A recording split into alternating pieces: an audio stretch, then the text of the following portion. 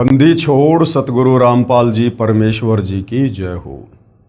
परमपिता परमात्मा सारी सृष्टि के रचनहार कुल मालिक असंख्य ब्रह्मांडों के स्वामी जगत गुरु तीनों लोकों में प्रवेश करके सबका धारण पोषण करने वाले राजाधिराज आत्माधार नाथों के नाथ देवों के देव महादेव सर्वेश्वर महेश्वर मृत्युंजय अजरो अमर आदि अनादि सनातनी प्रभु जगत पिता जगदीश्वर श्री श्री 1008 की उपाधि के वास्तविक अधिकारी अकाल मूर्त सौद स्वरूपी राम वासुदेव सर्वगतम ब्रह्म परम पूज्य प्रथम पूज्य परम संत परम पुरुष परम धनी परम दयालु सत्य कबीर हक्का कबीर अल्लाहु कबीर अल्लाहु अकबर बाखबर अल्लाह ताला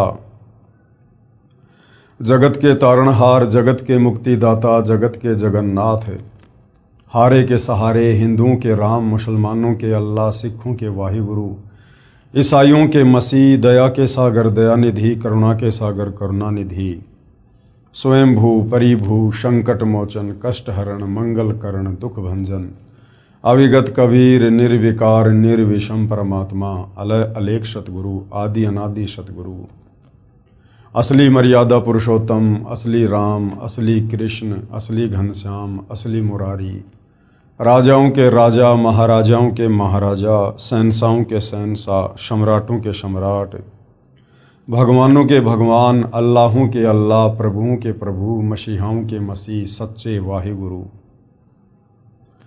बाबाओं के बाबा पीरों के पीर सेठों के सेठ जगत सेठ सावड़सा सेठ सर्वगुण संपन्न अनंत कोटि कलाओं के स्वामी अनंत कोटि ब्रह्मांडों के नायक योगियों में महायोगी ध्यानियों में महाध्यानी सिद्धों में परम सिद्ध ज्ञानियों में तत्व ज्ञानी ब्रह्म ज्ञानी महाज्ञानी परम ज्ञानी सर्वश्रेष्ठ ज्ञानी विज्ञानी युवा कबीर समर्थ कबीर असमवात अमित ओजा सच्चे रहनुमा करीम अल्लाह सुभान अल्लाह दुनिया के अंतिम पैगंबर 8 सितंबर 1951 से गांव धनाना जिला सोनीपत हरियाणा भारतवर्ष की पावन भूमि पे प्रकट रियल कल की भगवान श्री नारायण साकार हरि श्री बाबा साहेब नूर अनंत परमात्मा सच्चे दरवेश सच्चे बाखबर संत शिरोमणि सतगुरु रामपाल जी परमेश्वर जी के चरण कमल में आप और हम सभी भाई बहनों का अनंत कोटि दंडवत प्रणाम।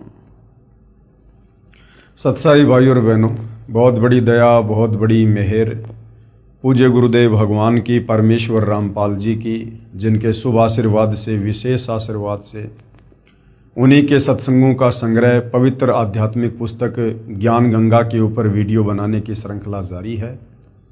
इसी श्रृंखला में आज हमारा ये 29वें नंबर का वीडियो है।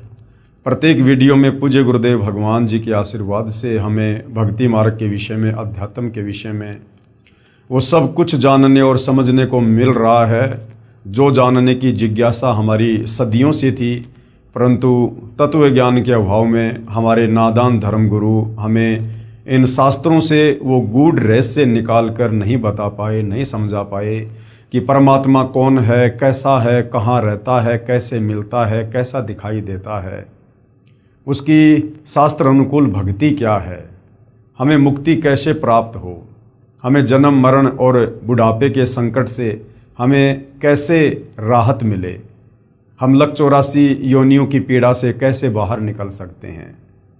हमारे इन तमाम सवालों के जवाब हमारे धर्मगुरु नहीं दे पा रहे थे, क्योंकि ना तो उन्हें स्वयं तत्व ज्ञान था और ना ही वे किसी तत्वदर्शी संत की शरण में थे।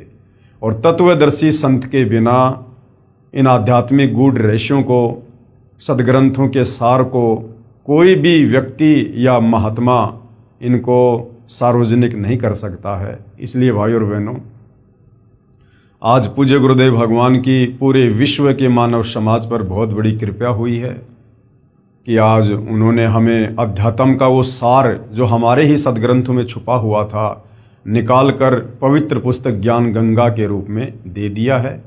और ये ज्ञान गंगा पुस्तक भारत देश में विशेषकर घर घर में पहुंच चुकी है। तो भाई और बहनों, अब समय आ गया है इस पवित्र पुस्तक ज्ञान गंगा को पढ़कर, इसके ज्ञान को समझकर जगत गुरु तत्वदर्शी सतगुरु रामपाल जी भगवान की शरण में आकर अपनी आत्मा का कल्याण करवाने का।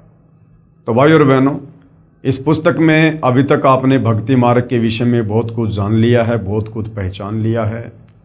सबसे पहले तो हमें आत्मज्ञान के साथ साथ परमात्म ज्ञान हुआ कि वास्तव में वो परमात्मा कौन है जिन्होंने इस सारी सृष्टि को रचा है।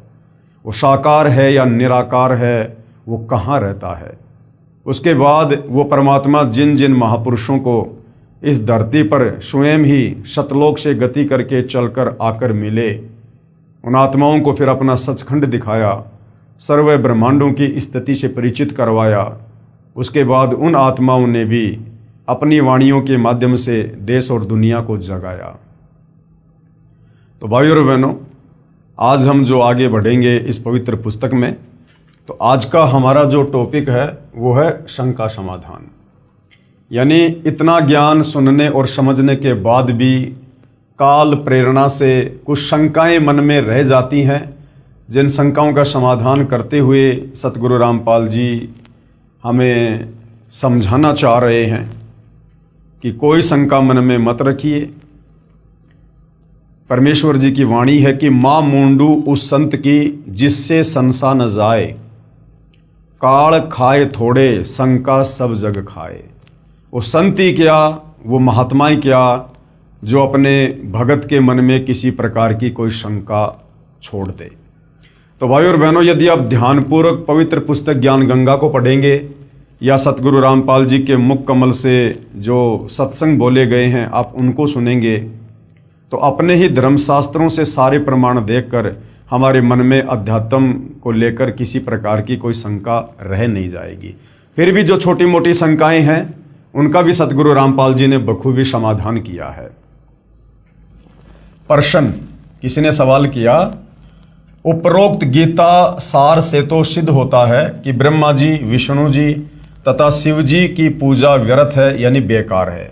यानी सतगुरु रामपाल जी ने जो पवित्र गीता जी का सार निकाल कर इस पवित्र पुस्तक ज्ञान गंगा में डाल दिया है, तो साधक कह रहा है कि इस पवित्र पुस्तक से गीता जी का सार समझकर तो ऐसा लगा कि जैसे श्री ब्रह्मा, श्री विष्णु और श्री शंकर जी की पूजा बिल्कुल व्यर्थ है, बिल्कुल बेकार है।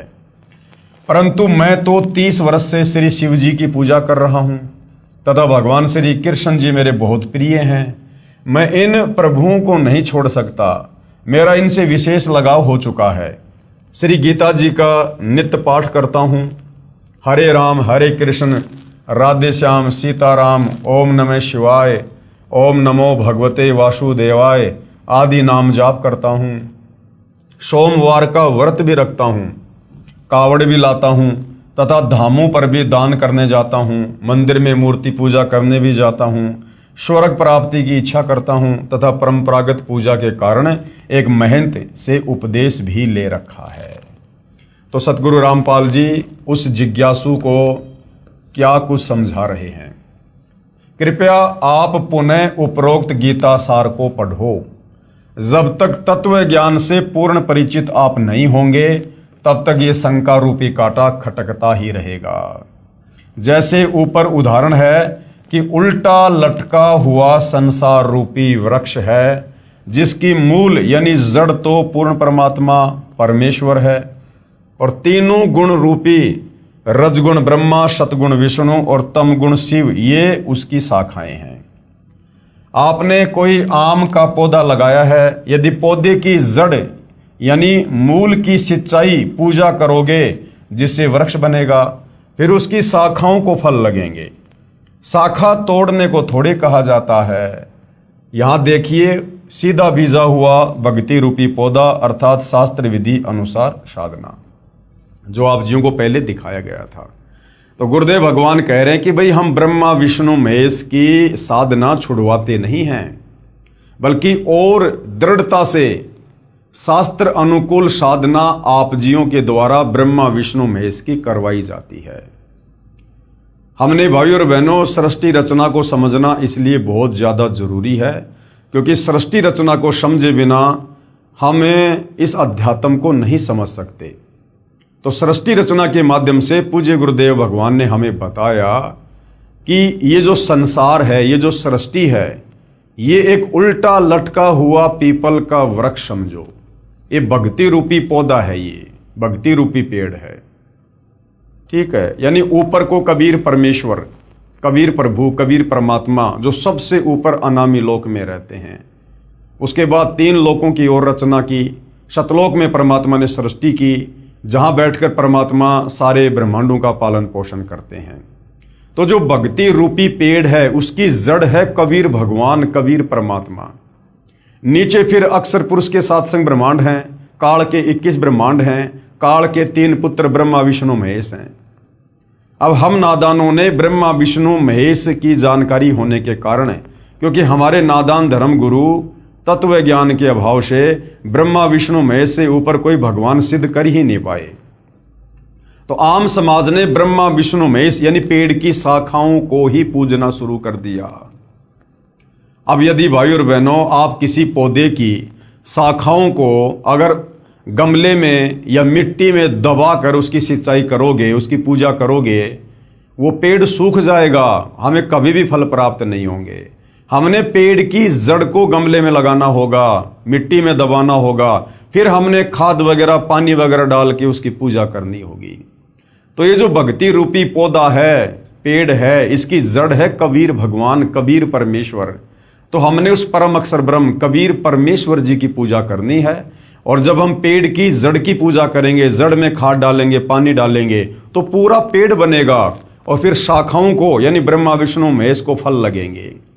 अर्थात ब्रह्मा विष्णु महेश के माध्यम से फिर ये कबीर भगवान जब हम जड़ की यानी उनकी पूजा करेंगे, फिर ये हमें कर्म फल देंगे ब्रह्मा विष्णु महेश के माध्यम से।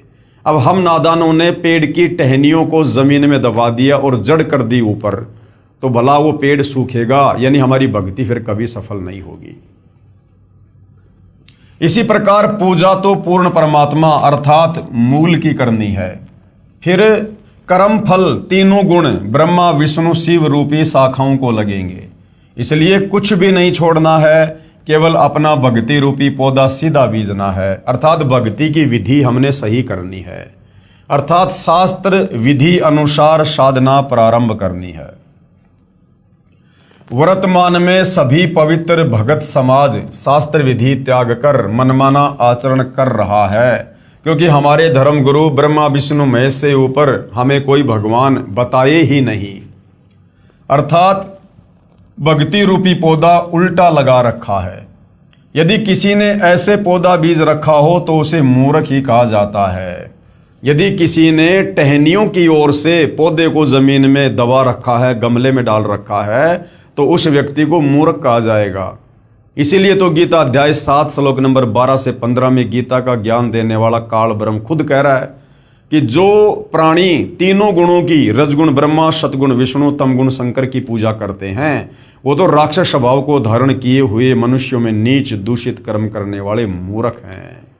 यानी पवित्र गीता जी जो हिंदुओं का सर्वश्रेष्ठ शास्त्र है, वो तीनों गुण यानी ब्रह्मा विष्णु महेश की पूजा करने के लिए मना कर रहा है। इसलिए गीता अध्याय 7 श्लोक 12 से 18 तक में तीनों गुणों रजगुण ब्रह्मा, सतगुण विष्णु, तमगुण शिव जी की पूजा तक ही सीमित बुद्धि रखने वाले, जो इनके अलावा किसी को नहीं पूजते, उनको राक्षस स्वभाव को धारण किए हुए मनुष्यों में नीच दुष्कर्म करने वाले मूर्ख कहा है, तथा कहा है कि ये मुझे भी नहीं पूजते। काल कह रहा है कि ये लोग मुझे भी नहीं पूजते। फिर ये काल, ये ब्रह्म गीता का ज्ञान देने वाला, फिर अपनी साधना को भी गीता ज्ञान दाता प्रभु ब्रह्म अर्थात क्षर पुरुष ने अति घटिया यानी अनुतमाम अर्थात व्यर्थ कहा है। फिर गीता ज्ञान देने वाला काल ब्रह्म अपनी साधना को, ओम नाम की साधना को भी, जो चारों वेदों और गीता जी में है, उसको भी अध्याय 7 श्लोक नंबर 18 में अनुतमाम यानी अश्रेष्ठ घटिया बता रहा है कि मुझ काल की ओम नाम की साधना करने से भी साधक का पूर्ण मोक्ष नहीं होगा। वो परम धाम शाश्वत स्थान सतलोक नहीं जा सकता, वो यहीं पर मेरे 21 ब्रह्मांड में जन्म और मरण के चक्कर में रहेगा। इसलिए गीता अध्याय 18 श्लोक 62, 64, 66 तथा अध्याय 15 श्लोक 1 से 4 में कहा है कि उस पूर्ण परमात्मा यानी उल्टे लटके वृक्ष की मूल की पूजा कर, उस पूर्ण परमात्मा की शरण में जा, उस कबीर भगवान की शरण में। उसकी पूजा तत्वदर्शी संत के बताए मार्ग से कर। उसकी पूजा कौन बताएगा? तत्वदर्शी संत। और गीता अध्याय 4 श्लोक 34 में तत्वदर्शी संत की तरफ संकेत किया है। उसी पूर्ण परमात्मा की यानी कबीर परमेश्वर की शास्त्र विधि अनुसार साधना करने से ही साधक परम शांति तथा सतलोक को प्राप्त होता है, अर्थात पूर्ण मोक्ष को प्राप्त करता है। गीता ज्ञान दाता प्रभु यानी क्षर पुरुष ये काल कह रहा है कि मैं भी उसी की शरण में हूं, अर्थात मेरा भी इष्ट यानी पूज्य देव वही पूर्ण परमात्मा कबीर है। मैं भी उसी की पूजा करता हूं, अन्य को भी उसी की पूजा करनी चाहिए। तो गीता ज्ञानदाता तो खुद अपने से अन्य उस पूर्ण परमेश्वर परम अक्षर ब्रह्म कबीर देव की पूजा के लिए कह रहा है। आप जी गीता का नित्य पाठ भी करते हो तथा साधना गीता जी में वर्णित विधि के विरुद्ध करते हो। जिन मंत्रों का हरे राम हरे कृष्ण राधे श्याम सीताराम ओम नमो शिवाय ओम नमो भगवते वासुदेवाय आदि आदि मंत्रों का आप जाप करते हो तथा अन्य साधनाएं जैसे व्रत करना, कावड़ लाना, तीर्थों व धामों पर दान करना तथा पूजा के लिए जाना, गंगा स्नान तथा तीर्थों पर लगने वाली परभी में स्नान पवित्र गीता जी में वर्णित न होने के कारण शास्त्र विधि त्याग कर मनमाना आचरण है। अर्थात जो जो क्रियाएं आप जी कर रहे हो ये सारी क्रियाएं पवित्र ग्रंथ गीता करने के लिए मना कर रहा है, जिसे पवित्र गीता जी अध्याय 16 श्लोक 23-24 में व्यर्थ कहा है। तो भाई और बहनों, सतगुरु रामपाल जी परमेश्वर जी ने हर प्रकार से शास्त्रों का हवाला देकर अपनी तरफ से कुछ ना कहकर आप और हमें अध्यात्म के विषय में सब कुछ समझा चुके हैं। इसके बाद भी यदि मन में कोई शंका रह जाती है तो भाई फिर तो उस प्राणी के माड़े भाग ही कहे जाएंगे। गद्दी तथा महंत परंपरा की जानकारी। अब ये गद्दी तथा महंत परंपरा ये कैसे शुरू हुई है, जिसके चक्कर में लाखों प्राणी उलझे हुए हैं। महंत व गद्दी परंपरा की जानकारी। किसी एकांत स्थान पर या शहर व किसी गांव में कोई महान आत्मा संत या भगत रहा करता था। उसके शरीर त्यागने के बाद उसकी याद बनाए रखने के लिए उनके शरीर के अंतिम संस्कार स्थल पर एक पत्थर या ईंटों की यादगार बना दी जाती है। फिर उस पवित्र आत्मा के अनुयायी या वंशज उसकी पत्थर की मूर्ति रख लेते हैं। कुछ समय उपरांत श्रद्धालु जाते हैं, कुछ धन दान करने लग जाते हैं, उसे मंदिर का रूप दे देते हैं तथा उस संत व ऋषि के वंशजों को धन उपार्जन का लालच हो जाता है। वे बहकाना प्रारंभ कर देते हैं कि जो यहाँ दर्शन करने आता है उसको पूर्ण मोक्ष प्राप्त होता है, सर्व लाभ मिलते हैं जो इसी महापुरुष के जीवन काल में शिष्यों को मिलते थे। ये मूर्ति साक्षात उसी संत जी को ही जानो, जो यहाँ नहीं आएगा उसका मोक्ष संभव नहीं, आदि आदि। इस प्रकार से भाई और बहनों ये जितनी भी यादगारें हैं, ये पूजा स्थल हैं, धाम है, तीर्थ हैं, ये इस प्रकार से बने हैं। पहले वहाँ कोई साधु संत महात्मा ऋषि अपनी भक्ति किया करता था, जैसा भी उसको ज्ञान था औरों को समझाया करता था, और मरने के बाद जो भी उसने भक्ति साधना की वो लेकर अपने इष्ट धाम को चला गया। अब पीछे से उसके चेलों ने या उसके वंशजों ने उसके नाम की यादगार बना दी। धीरे धीरे एक स्ट्रक्चर खड़ा कर दिया, लोग वहाँ पर आने लगे, दान धर्म करने लगे, एक बड़े मंदिर का बड़ी यादगार का रूप दे दिया। फिर वहाँ रहने वालों को ये लालच पड़ गया कि यहाँ तो लोग आते हैं, दान धर्म करते हैं, बढ़िया उनका धंधा चल गया। इस प्रकार से भाई और बहनों ये गद्दी परंपरा, महंत परंपरा, ये यादगारें बनी हुई हैं।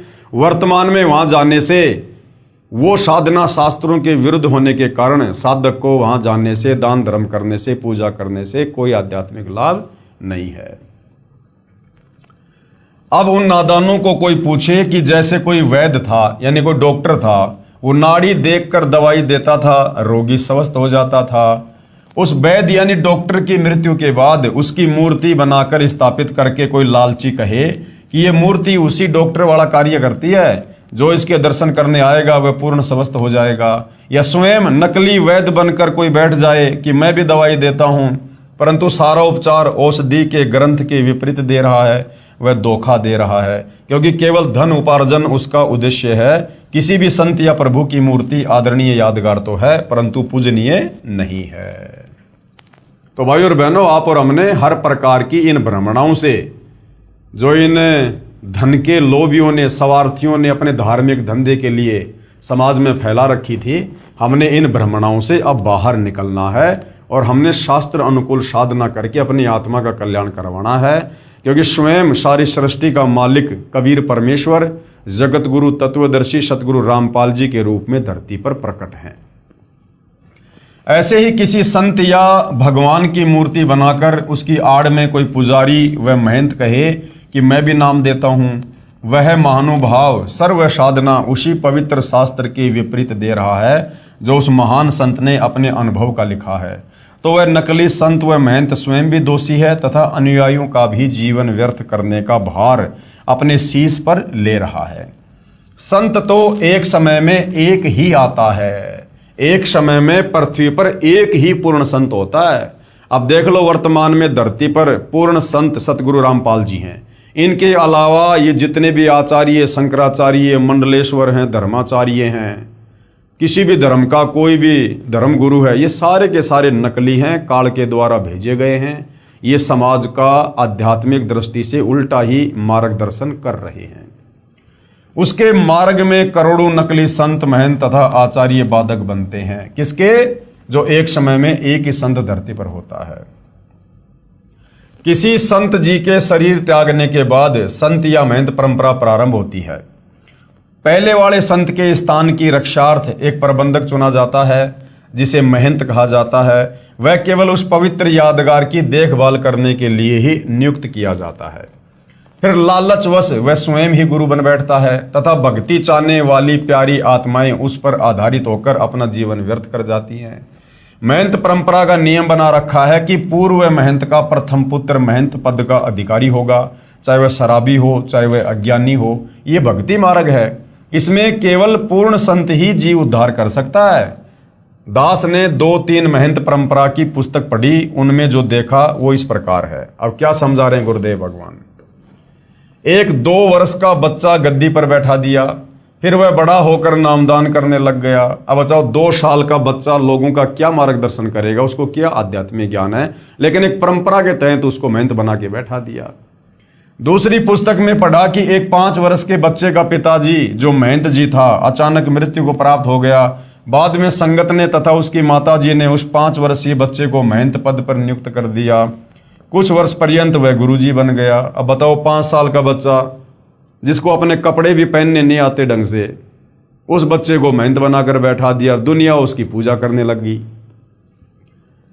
एक महंत परंपरा के इतिहास को पढ़ा कि महंत को कोई संतान नहीं हुई, उसकी मृत्यु हो गई। भाई की मृत्यु पहले हो चुकी थी, कोई संतान नहीं थी। गद्दी की रखवाली के लिए एक सेवक को उस कुल में संतान होने तक अस्थायी महंत नियुक्त कर दिया। कुछ समय उपरांत महंत कुल में किसी के लड़का हुआ और जो अस्थायी महंत जो गद्दी पे बैठा था वो गद्दी लेकर भाग गया। किसी अन्य शहर में स्वयं ही गद्दी स्थापना करके महंत बन बैठा, वहां नई दुकान खोल ली तथा पूर्व स्थान पर एक 2.5 वर्ष का बच्चा महंत बना दिया गया।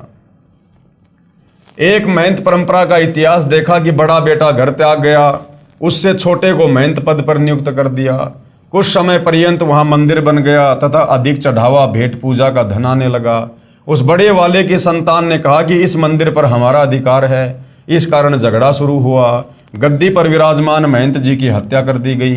फिर उसका बड़ा बेटा महंत अर्थात गद्दी का अधिकारी नियुक्त कर दिया, उसकी भी हत्या कर दी गई। फिर उसका दूसरा भाई गद्दी पर बैठाया गया। दूसरे जो अपने को अधिकारी बताते थे, उन्होंने नया स्थान बनाकर नई दुकान खोल ली। एक दूसरे पर मुकदमे करके सुख में जीवन को लालच में नरक बना लिया। वह धाम कहाँ रहा? अरे धाम पर जाने से तो शांति होनी चाहिए, धाम पर तो ज्ञान बंटना चाहिए, धाम पर तो शास्त्र अनुकूल साधना होनी चाहिए। तो ऐसी जगहों को धाम नहीं कहा जा सकता। वह तो कुरुक्षेत्र वाला महाभारत के युद्ध का मैदान हो गया। कुछ महंतों ने संत बनाने की एजेंसी ले रखी है, लाल कपड़े धारण करवाते हैं, पूर्व नाम को बदलकर अन्य नाम रख देते हैं। फिर वह बनावटी महंत का बनावटी शिष्य नकली संत बनकर भोली आत्माओं के जीवन के साथ खिलवाड़ करता रहता है तथा अनमोल मनुष्य जीवन को स्वयं भी व्यर्थ कर रहा है तथा भोली आत्माओं के जीवन को भी नाश कर रहा है तथा महापाप का भागी बन रहा है। अब गुरुदेव भगवान क्या कह रहे हैं? जिस समय राजा परीक्षित जी को सर्प ने डसना था उस समय पूर्ण गुरु की आवश्यकता पड़ी। ये द्वापर युग की बात है। अब ये जगह जगह गद्दी लेकर महंत बनकर जो कथाएं करते फिरते हैं 4 रुपए के लालच में, अब गुरुदेव भगवान क्या समझा रहे हैं? द्वापर युग की ये कथा है। जिस समय राजा परीक्षित जी को सर्प ने डसना था उस समय पूर्ण गुरु की आवश्यकता पड़ी, क्योंकि पूर्ण संत बिना जीव का कल्याण असंभव है। उस समय पृथ्वी के सभी ऋषियों ने राजा परीक्षित को दीक्षा देने तथा 7 दिन श्रीमद् भागवत सुधा सागर की कथा सुनाने से मना कर दिया, क्योंकि 7वें दिन पोल खुलनी थी। इस कारण से कोई सामने नहीं आया। स्वयं श्रीमद् भागवत सुधा सागर के लेखक महर्षि वेदव्यास जी ने भी असमर्थता व्यक्त की, क्योंकि वे ऋषिजन प्रभु से डरने वाले थे, इसलिए भी राजा परीक्षित के जीवन से खिलवाड़ करना उचित नहीं समझा। राजा परीक्षित जी के कल्याण के लिए महर्षि सुखदेव जी को स्वर्ग से बुलाया गया। अब द्वापर युग के साधु संत महात्मा ऋषि कैसे होंगे? वर्तमान वालों से तो हजारों गुना बढ़िया होंगे। उनको ज्ञान भी होगा, धर्म कर्म पर भी थे, नेक नीति में भी थे, सदाचारी भी थे, और खुद श्रीमद् भागवत सुधा सागर का लेखक महर्षि वेदव्यास जी, उन्होंने भी हाथ खड़े कर दिए कि भैया मैं भी कथा करने का अधिकारी नहीं हूं। और फिर स्वर्ग से राजा परीक्षित के पुण्यों के आधार से सुखदेव ऋषि को बुलाया गया, और सुखदेव ऋषि ने यहां आकर 7 दिन राजा परीक्षित को श्रीमद् भागवत सुधा सागर की कथा सुनाई। तो विचार करो भाई और बहनों, जब द्वापर युग के ऋषियों ने श्रीमद् भागवत सुधा सागर की कथा करने के लिए अपने आप को योग्य नहीं बताया, अधिकारी नहीं बताया, तो ये वर्तमान वाले साधु संत महात्मा ऋषि पैसों के लोभी, इनकी कोई नियम नहीं, कोई मर्यादा नहीं, ये दे के कांख में पोथी और गांव-गांव जाकर ये कथा करते फिरते हैं। इनके कथाओं से किसी का क्या भला होगा, क्या मुक्ति होगी? ये विचारणीय विषय है। क्योंकि भाई और बहनों, धरती पर एक समय में एक ही संत होता है जो पूर्ण होता है, और वही इन ग्रंथों की कथा यानी इन ग्रंथों को समझाने का अधिकारी होता है। राजा परीक्षित जी के कल्याण के लिए महर्षि सुखदेव जी को स्वर्ग से बुलाया गया, जिसने राजा को दीक्षा दी तथा 7 दिन तक कथा सुनाकर राजा परीक्षित जी का जितना उद्धार ऋषि सुखदेव जी कर सकते थे किया। वर्तमान के गुरु संत महंत तथा आचार्य स्वयं ही भगवान के संविधान से अपरिचित हैं, इसलिए भयंकर दोष के पात्र बनकर दोषी हो रहे हैं। कहते औरों पंथ बताओ ही और स्वयं न जाने राह। दूसरों को तो रास्ता दिखा रहे हैं और खुद अंधकार में बैठे हैं। अनअधिकारी कथा पाठ करे वे दीक्षा देवे बहुत करत गुना। ये तो बहुत बड़ा पाप कर रहे हैं परमात्मा के विधान को तोड़कर। वर्तमान में कथा व ग्रंथों का पाठ करने वालों व नामदान करने वालों की बाढ़ सी आई हुई है, क्योंकि सभी पवित्र धर्मों की पवित्र आत्माएं तत्व ज्ञान से अपरिचित हैं, जिस कारण नकली गुरुओं व संतों तथा महंतों का दाव लगा हुआ है। जिस समय पवित्र भगत समाज आध्यात्मिक तत्व ज्ञान से परिचित हो जाएगा, उस समय इन नकली संतों, गुरुओं व आचार्यों को छुपने का स्थान नहीं मिलेगा। पलायन करके पीछा छुड़वाना पड़ेगा। जब भगत समाज तत्व ज्ञान से परिचित हो जाएगा, जगत गुरु तत्वदर्शी सतगुरु रामपाल जी के सत्संग सुनकर, उनकी पुस्तकें पढ़कर। अब भाई और बहनों, जितने भी ये तीर्थ हैं, ये धाम हैं, इनकी वास्तव में शुरुआत कैसे हुई? जब तक हम परमात्मा चाहने वाली आत्माओं को इसकी जड़ का नहीं पता चलेगा, तब तक हम इन तीर्थों पर, इन धामों पर यूं ही जाकर अपना धन और अनमोल समय बर्बाद करवाते रहेंगे। पवित्र तीर्थ तथा धाम की जानकारी किसी साधक ऋषि जी ने किसी स्थान या जलाशय पर बैठकर साधना की या अपनी आध्यात्मिक शक्ति का कोई प्रदर्शन किया, वह अपनी भक्ति कमाई करके साथ ले गया यानी मरने के बाद, तथा अपने इष्ट लोक को प्राप्त हुआ। उस साधना स्थल का बाद में तीर्थ या धाम नाम पड़ गया। अब कोई उस स्थान को देखने जाए कि यहाँ कोई साधक रहा करता था उसने बहुतों का कल्याण किया। अब न तो वहाँ संत जी हैं जो उपदेश दे सके, वह तो अपनी कमाई करके चला गया। विचार करें, तीर्थ व धाम को हमाम दस्ता जानो। हमाम दस्ता क्या होता है? जैसे कोई भी जड़ी बूटी या सामग्री कूटने के लिए एक लोहे का एक उखड़ और मुसड़ बोलते हैं उसको हमाम दस्ता कहते हैं। एक 1.5 फुट का लोहे का गोल पात्र लगभग 9 इंच परिधि का उखड़ जैसा होता है तथा 1.5 फुट लंबा तथा 2 इंच परिधि का गोल लोहे का डंडा सा मुसड़ जैसा होता है, जो सामग्री व दवाइयां आदि कूटने के काम आता है। उसे हमाम दस्ता कहते हैं। एक व्यक्ति अपने पड़ोसी का हमाम दस्ता मांग कर लाया। उसने हवन की सामग्री कूटी तथा मांझ धोकर लौटा दिया। जिस कमरे में हमाम दस्ता रखा था उस कमरे में सुगंध आने लगी उस जड़ी बूटी की। घर के सदस्यों ने देखा कि यह सुगंध कहाँ से आ रही है, तो पता चला कि हमाम दस्ते से आ रही है। वे समझ गए कि पड़ोसी ले गया था, उसने कोई सुगंध युक्त वस्तु कूटी होगी और कुछ दिन बाद वो सुगंध भी आना फिर बंद हो जाती है। इसी प्रकार ये तीर्थ और धाम है भाई और बहनों। इसी प्रकार तीर्थ व धाम को एक हमाम दस्ता जानो। जैसे सामग्री कूटने वाले ने अपनी सारी वस्तु पहुंच कर रख दी, खाली हमाम दस्ता लौटा दिया। अब कोई उस हमाम दस्ते को सूंघ कर ही कृतार्थ माने तो नादानी है। उसको भी सामग्री लानी पड़ेगी, तब पूर्ण लाभ होगा। ठीक इसी प्रकार किसी धाम व तीर्थ पर रहने वाला पवित्र आत्मा तो राम नाम की सामग्री कूटकर, यानी जैसे भी उसके पास भक्ति थी वो करके और अपना शरीर छोड़ के झाड़ पहुंचकर अपनी सर्व कमाई को साथ ले गया। बाद में अनजान श्रद्धालु उस स्थान पर जाने मात्र से कल्याण समझे तो उनके मार्गदर्शकों यानी गुरुओं की शास्त्र विधि रहित बताई साधना का ही परिणाम है। उस महान आत्मा संत की तरह भगवान की साधना करने से ही कल्याण संभव होगा। उन तीर्थों के धामों के चक्कर काटने से कुछ नहीं मिलेगा। उसके लिए तत्वदर्शी संत की खोज करके उससे उपदेश लेकर आजीवन भक्ति करके मोक्ष प्राप्त करना चाहिए।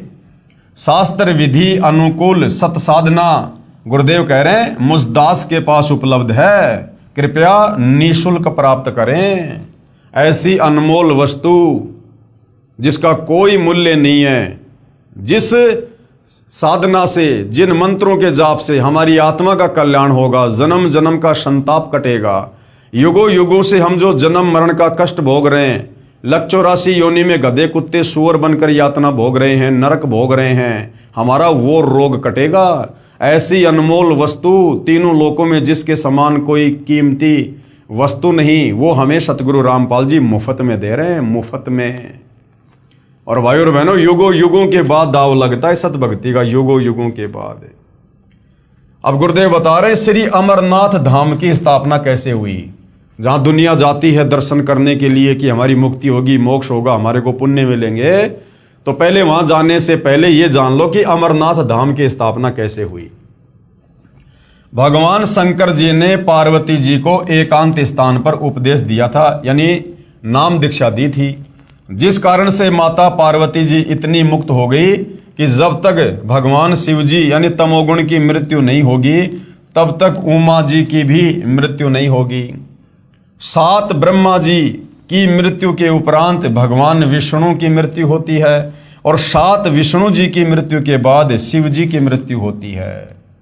तब माता पार्वती जी भी मृत्यु को प्राप्त होगी। यानी भगवान शंकर से नाम उपदेश लेकर पार्वती जी इतनी अमर हो गई कि जब तक भगवान शंकर नहीं मरेगा तब तक पार्वती भी नहीं मरेगी। लेकिन मरेंगे भगवान शंकर भी और मरेगी फिर पार्वती भी। तब माता पार्वती जी भी मृत्यु को प्राप्त होगी। पूर्ण मोक्ष नहीं हुआ, क्योंकि जब शंकर जी का ही मोक्ष नहीं है तो पार्वती जी का कैसे होगा। फिर भी जितना लाभ पार्वती जी को हुआ वह भी अधिकारी से उपदेश मंत्र लेकर हुआ। बाद में श्रद्धालुओं ने उस स्थान की याद बनाए रखने के लिए उसको सुरक्षित रखा तथा दर्शक जाने लगे। जिस जगह पर भगवान शंकर ने पार्वती जी को मंत्र दिए थे उसको अमरनाथ कहते हैं, उस जगह को अमरनाथ कहते हैं जहां पर पार्वती जी को अमर मंत्र दिए थे। बाद में लोगों ने उस जगह को सुरक्षित बनाए रखने के लिए वहां पर एक यादगार बना दी। अब गुरुदेव कह रहे हैं जैसे ये दास यानी अपने लिए गुरुदेव कह रहे हैं कि स्थान स्थान पर जा जाकर सत्संग करता है, वहां पर खीर व हलवा भी बनाया जाता है। जो भगत आत्मा उपदेश प्राप्त कर लेता है उसका कल्याण हो जाता है। सत्संग की समाप्ति के बाद सभी टेंट आदि उखाड़कर दूसरे स्थान पर सत्संग के लिए चले गए। पूर्व स्थान पर केवल मिट्टी या ईंटों की बनाई भट्टी व चूल्हे से छोड़ दिए। फिर कोई उसी शहर के व्यक्ति से कहे कि आओ आपको वह जगह दिखाकर लाता हूं जहां सतगुरु रामपाल जी का सत्संग हुआ था, खीर बनाई थी। बाद में उन भट्टियों को देखने जाने वाले को न तो खीर मिलेगी, न ही सत्संग के अमृत वचन सुनने को मिलेंगे, और ना ही उपदेश प्राप्त हो सकता जिससे कल्याण हो सके। उसके लिए संत ही खोजना पड़ेगा। जहां सत्संग चल रहा हो वहां पर सर्व कार्य सिद्ध होंगे। तो भाई दुनिया जिस अमरनाथ पर जाती है भक्ति भाव से, वहां ना तो भगवान शंकर है ना पार्वती है, केवल वो एक यादगार है। और वहां पर चाहे चक्कर काटना तो छोड़ो, अगर वहां पर तुम खुद भी रहने लग जाओ, यदि तुम वहां पर बस जाओ तो भी तुम्हारी आत्मा का कल्याण नहीं है। ठीक इसी प्रकार तीर्थों व धामों पर जाना तो उस यादगार स्थान रूपी भट्टी को देखना मात्र ही है। यह पवित्र गीता जी में वर्णित ना होने से शास्त्र विरुद्ध हुई, जिससे कोई लाभ नहीं। इसका प्रमाण पवित्र गीता अध्याय 16 श्लोक 23-24 में कि अर्जुन, शास्त्र विधि को त्याग कर जो मनमानी भक्ति पूजा करते हैं उनको कोई लाभ नहीं, उनकी कोई गति नहीं, उनकी कोई मुक्ति नहीं। तत्व ज्ञानहीन संतों व महंतों तथा आचार्यों द्वारा भ्रमित श्रद्धालु तीर्थों व धामों पर आत्म कल्याणार्थ जाते हैं।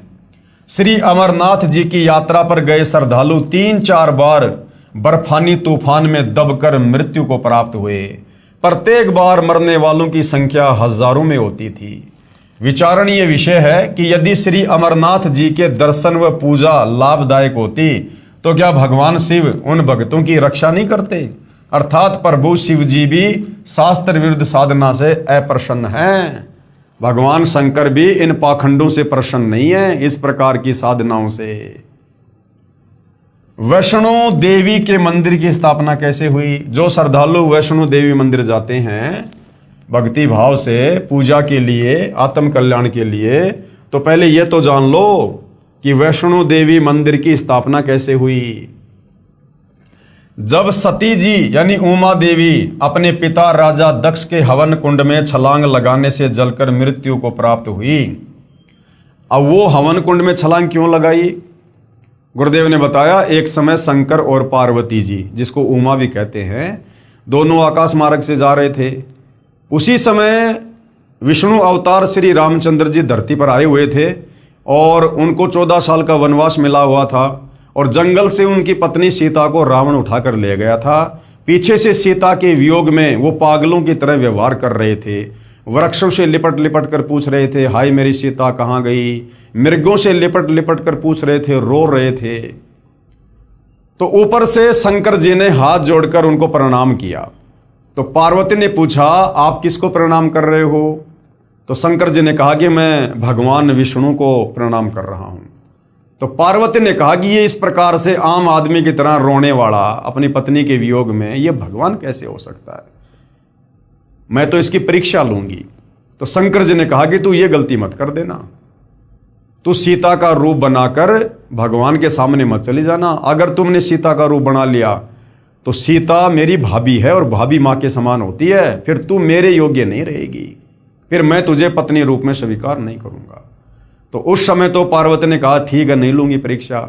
घर आने के बाद शंकर जी तो अपने काम धाम से चले गए।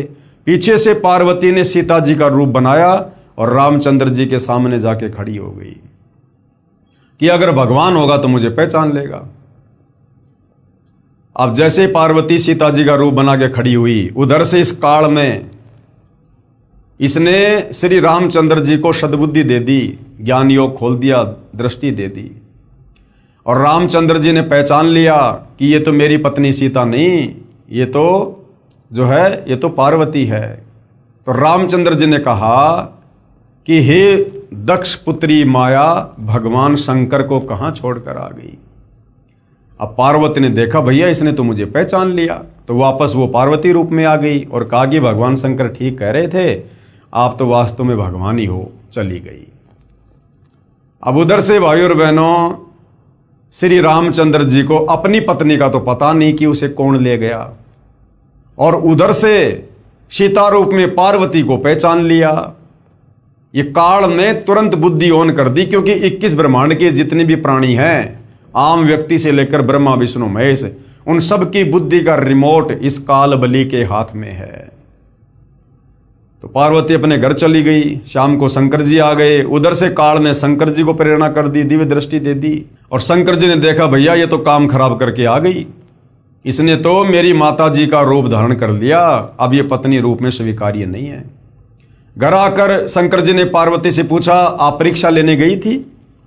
तो पार्वती जी ने साफ साफ मना कर दिया, झूठ बोल दिया अपने पति से कि मैं नहीं गई थी।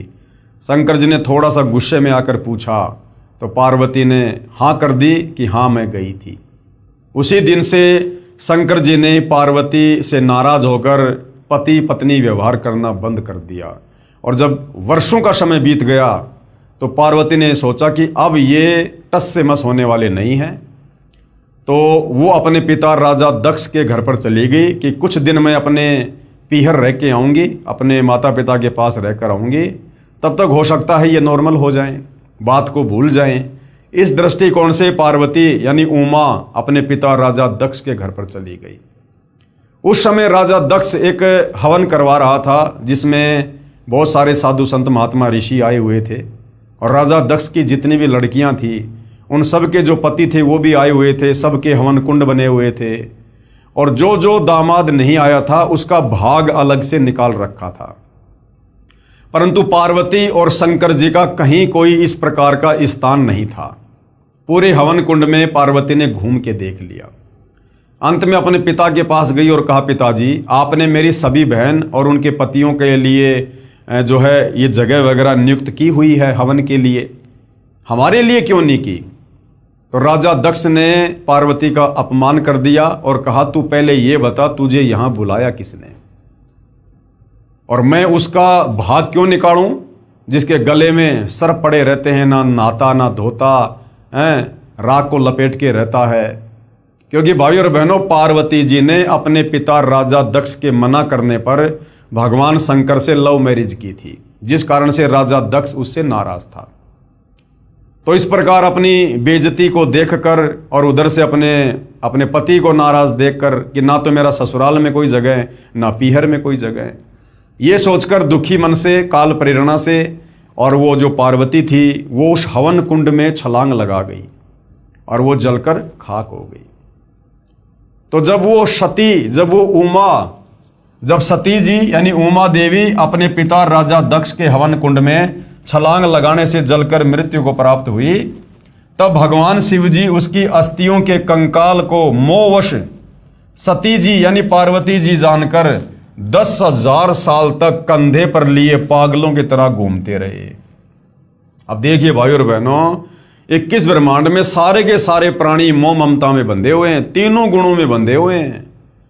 ये तीनों देवता एक एक गुण हैं जो हम इंसानों को बांध के रखते हैं, और ये खुद भी इन्हीं तीनों गुणों में बंधे हुए हैं।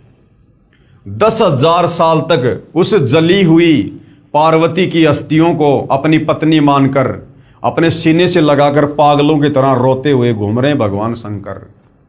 जैसे एक बंदरिया का बच्चा मर जाता है फिर भी वो उसे अपना बच्चा मानकर छाती से लगाकर घूमती रहती है। तो भाई और बहनों, चाहे ब्रह्मा विष्णु महेश हो, चाहे आप और हम इंसान हो, चाहे ये 184 योनियों के जीव हो, हम सब के सब जीव संज्ञा में हैं, जीव संज्ञा में। इसीलिए सतगुरु रामपाल जी का नारा है कि जीव हमारी जाति है, मानव धर्म हमारा, हिंदू मुस्लिम सिख ईसाई धर्म नहीं कोई न्यारा। तो इस तत्व ज्ञान से पता चलता है कि ब्रह्मा विष्णु महेश भी जीव संज्ञा में हैं और ये भी तीनों गुणों के प्रभाव से प्रभावित हैं। उसके बाद भगवान विष्णु जी ने सुदर्शन चक्र से सती जी के कंकाल को छिन्न भिन्न कर दिया। अब भगवान विष्णु जी के रूप में स्वयं कबीर परमात्मा जी ने ये लीला की। जहां धड़ गिरा, जहां पर पार्वती जी का वो धड़ वाला हिस्सा गिरा कंकाल का, वहां पर उसको जमीन में गाड़ दिया गया इस धार्मिक घटना की याद बनाए रखने के लिए कि ऐसी घटना घटित हुई थी। उसके ऊपर एक मंदिर जैसी यादगार बना दी कि कहीं आने वाले समय में कोई ये ना कह दे कि पुराण में गलत लिखा है। उस मंदिर में एक स्त्री का चित्र रख दिया, उसे वैष्णो देवी कहने लगे। उसकी देख रेख व श्रद्धालु दर्शकों को उस स्थान की कहानी बताने के लिए एक नेक व्यक्ति नियुक्त किया गया, जैसे गाइड वगैरह होते हैं। उसको अन्य धार्मिक व्यक्ति कुछ वेतन देते थे। बाद में उसके वंशजों ने उस पर भेंट दान लेना प्रारंभ कर दिया तथा कहने लगे कि एक व्यक्ति का व्यापार ठप हो गया था। माता के 100 रुपये संकल्प किए, एक नारियल चढ़ाया, वह बहुत धनवान हो गया। एक निसंतान दंपत्ति था, उसने माता जी के 200 रुपये, एक साड़ी, एक सोने का गले का हार चढ़ाने का संकल्प किया, उसको पुत्र प्राप्त हो गया।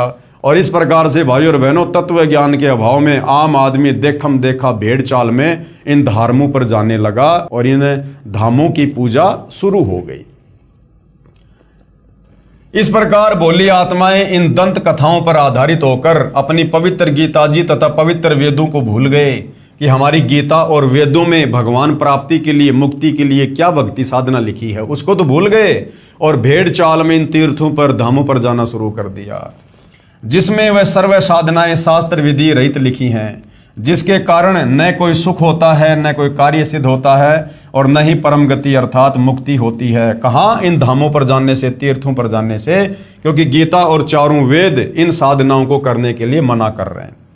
इसका प्रमाण पवित्र गीता अध्याय 16 मंत्र 23-24 में है। इसी प्रकार जहां देवी की आंखें गिरी वहां नैना देवी का मंदिर, जहां जिव्या गिरी वहां पर श्री जवाले जी के मंदिर तथा जहां धड़ गिरा वहां वैष्णो देवी के मंदिर की स्थापना हो गई। तो भाई और बहनों, इस प्रकार से इन धामों की शुरुआत हुई है जिनको आज दुनिया पूजने के लिए जाती है, जबकि ये तमाम साधनाएं हमारे धर्मशास्त्रों के विरुद्ध होने के कारण, पवित्र गीता और पवित्र चारों वेदों के विपरीत होने के कारण इसको मनमाने आचरण की संज्ञा दी गई है। अध्याय 16 श्लोक 23-24 कि अर्जुन, जो व्यक्ति शास्त्र विधि को त्याग कर मनमाना आचरण करते हैं, मनमानी पूजा पाठ करते हैं, मनमाने मंत्रों का जाप करते हैं जो गीता और वेदों में नहीं है, उनकी ना तो मुक्ति होगी मरने के बाद में, अर्थात वो कभी भूत बनेंगे, कभी पिशाच बनेंगे, कभी वो पितर बनेंगे, नरक में जाएंगे, लक 84 में जाएंगे। ना उनका कोई कार्य सिद्ध हो सकता और ना उनकी गति हो सकती। इसलिए गीता अध्याय 16 श्लोक 24 में फिर कहा कि अर्जुन, कौन से भक्ति कर्म करने चाहिए, कौन से भक्ति कर्म नहीं करने चाहिए, इसके लिए शास्त्र ही प्रमाण है। अन्य किसी की दंत कथा पर, लोक वेद पर, सुनी सुनाई बातों पर यकीन करके भक्ति मार्ग को मत अपना लेना। तो भाई और बहनों, हर प्रकार से सतगुरु रामपाल जी परमात्मा चाहने वाली आत्माओं का समाधान कर रहे हैं। यानी यदि हमने इस अनमोल मनुष्य जन्म से परमात्मा की प्राप्ति करनी है, ये अनमोल मनुष्य जन्म हमें केवल परमात्मा प्राप्ति के लिए ही मिलता है, क्योंकि लक 84 योनियां भोगने के बाद एक मनुष्य जन्म हमें परमात्मा देता है। इसलिए कहते हैं कि मानव जन्म दुर्लभ है, ये मिले न बारंबार। और जैसे पेड़ से पत्ता टूट जाए फिर वापस नहीं लगता डार। तो क्या करना चाहिए इस मनुष्य जन्म से? मानव जन्म पाए कर जो नहीं रटे हरि नाम। हरि नाम का मतलब है परमात्मा की सत भक्ति, शास्त्र अनुकूल साधना, तत्वदर्शी संत से उपदेश लेकर कि मानव जन्म पाए के, मानव जन्म में स्त्री और पुरुष दोनों आ जाते हैं। मनुष्य जन्म पाए कर जो नहीं रटे हरि नाम। भाई जैसे कुआं जल बिना फिर बनवाया क्या काम। अगर इस मनुष्य जन्म को प्राप्त करके तत्वदर्शी संत की शरण में आकर शास्त्र अनुकूल भक्ति नहीं की तो ऐसा है जैसे आपने कुआं बनाया और कुएं में जल है नहीं, लेकिन कुएं के ऊपर आप जी बढ़िया बढ़िया चित्रकारी कर रहे हो, तो क्या फायदा उस कुएं के ऊपर वो चित्रकारी करने का जब उसमें जल ही नहीं है, वो इच्छित वस्तु ही नहीं है। तो भाई और बहनों, बड़ी मुश्किल से परमेश्वर ने हमें ये मनुष्य जन्म बख्शा है। इस मनुष्य जन्म में हम हर प्रकार से अन्य योनियों से श्रेष्ठ बुद्धि रखते हैं। लक 84 योनियों में गधे, कुत्ते, सुअर, बैल, मक्खी, मच्छर, हाथी, भेड़िया, सिंह, इनको वो बुद्धि नहीं है। इनको आत्मचिंतन की, मंथन की, एक दूसरे से सलाह मशवरा करने की वो सद्बुद्धि प्राप्त नहीं है जो हम मनुष्यों को है। हमें परमेश्वर ने इनसे विशेष बुद्धि दी है, विशेष हमारे को शरीर दिया है। हम काम धंधा करके, मेहनत मजदूरी करके हम खा सकते हैं, कमा सकते हैं। हम सभ्य समाज में सभ्य तरीके से रह सकते हैं।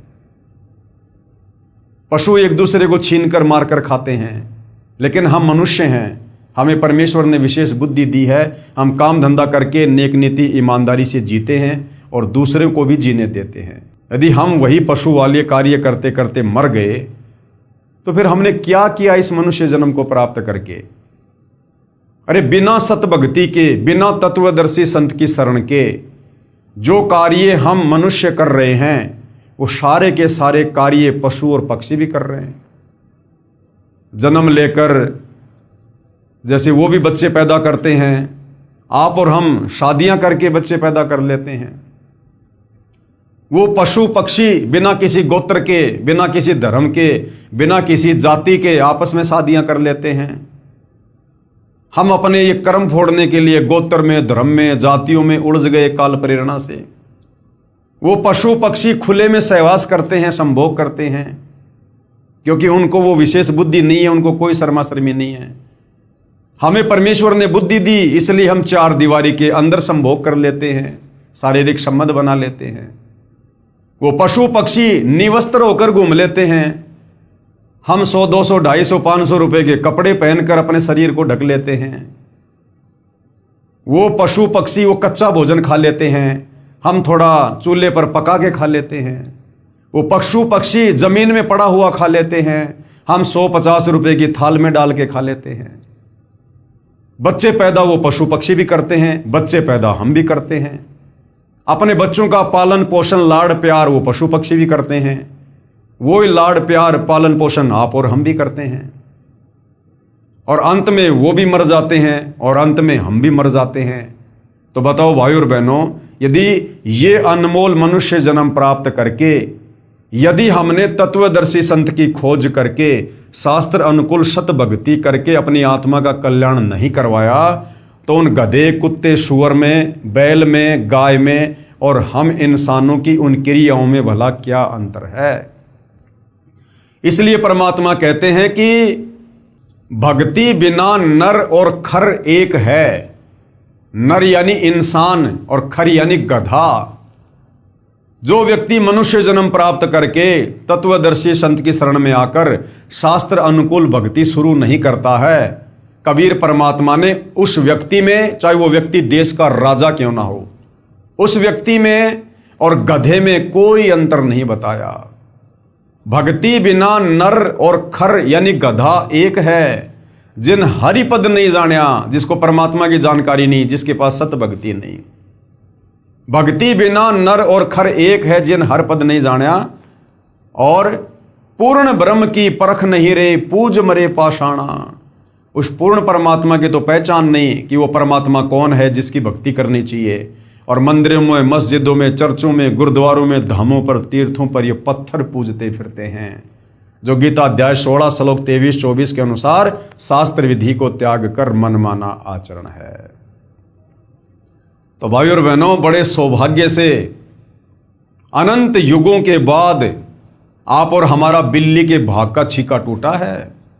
ये तत्वदर्शी संत धरती पर सदा नहीं रहते हैं, और एक समय में धरती पर एक ही संत होता है, पूर्ण संत, जिसकी पहचान गीता अध्याय 15 श्लोक 1 से 4 में बताई गई है कि जो संत उल्टे लटके हुए भक्ति रूपी वृक्ष के प्रत्येक विभाग को बता दे कि मूल परमात्मा कौन है, ये ब्रह्मा विष्णु महेश कौन है, अक्षर पुरुष कौन है, मुक्ति कैसे होगी, शास्त्र अनुकूल साधना क्या है, वो गीता अध्याय 17 श्लोक 23 में जो 3 मंत्र हैं, ओम तत् सत, तो तत् और सत का क्या मतलब है, उसके पीछे कौन से मंत्र छुपे हुए हैं। कहते हैं वो पूर्ण संत होगा, वो तत्वदर्शी संत होगा। तो भाई और बहनों, पूरा सतयुग बीत गया, पूरा त्रेता युग बीत गया, पूरा द्वापर बीत गया, और 5000 साल से ज्यादा कलयुग बीत गया। आज तक वेदों और गीता में वर्णित उस उल्टे लटके संसार रूपी वृक्ष की जो व्याख्या सतगुरु रामपाल जी ने सचित्र समझाई है, आज तक किसी धर्मगुरु ने, धर्माचार्य ने नहीं समझाई है। तो भाई और बहनों, लगभग 39 लाख वर्ष के बाद, क्योंकि सतयुग, त्रेता, द्वापर, कलयुग, ये 4 युग हैं, इन चारों युगों का कुल समय होता है 43,20,000 वर्ष। तो कलयुग अभी 4 लाख कुछ वर्ष बाकी है। तो लगभग 38-39 लाख वर्ष के बाद आप और हमें आज इस कलयुग की बिचली पीढ़ी में तत्वदर्शी संत के दर्शन सुलभ हुए हैं। और ये तत्वदर्शी संत खोजने से नहीं मिलता है। सतयुग से साधु संत महात्मा ऋषि लग रहे खोजने के लिए। सतयुग में लाखों साल की उम्र होती थी, बेचारे घर बार छोड़कर, बाल बच्चे छोड़कर वैराग्य धारण कर लेते थे। जंगल में, गुफाओं में, कंदराओं में अपने शरीर को गला दिया, भूखे प्यासे रहकर। मिट्टी चढ़ जाया करती थी शरीर पर, दीमक लग जाती थी, समाधि लगा के बैठ जाया करते थे। परमात्मा प्राप्ति के लिए भाई और बहनों, उनको तो इस ब्रह्मा विष्णु महेश के पिता, गीता ज्ञानदाता काल ने भी अपने दर्शन नहीं दिए। और आज आप और हमें उस पूर्ण ब्रह्म परमात्मा कबीर देव, कबीर साहिब के जगत गुरु तत्वदर्शी सतगुरु रामपाल जी के रूप में साक्षात दर्शन हो रहे हैं। आज वो परमात्मा हमें ढूंढता हुआ फिर रहा है।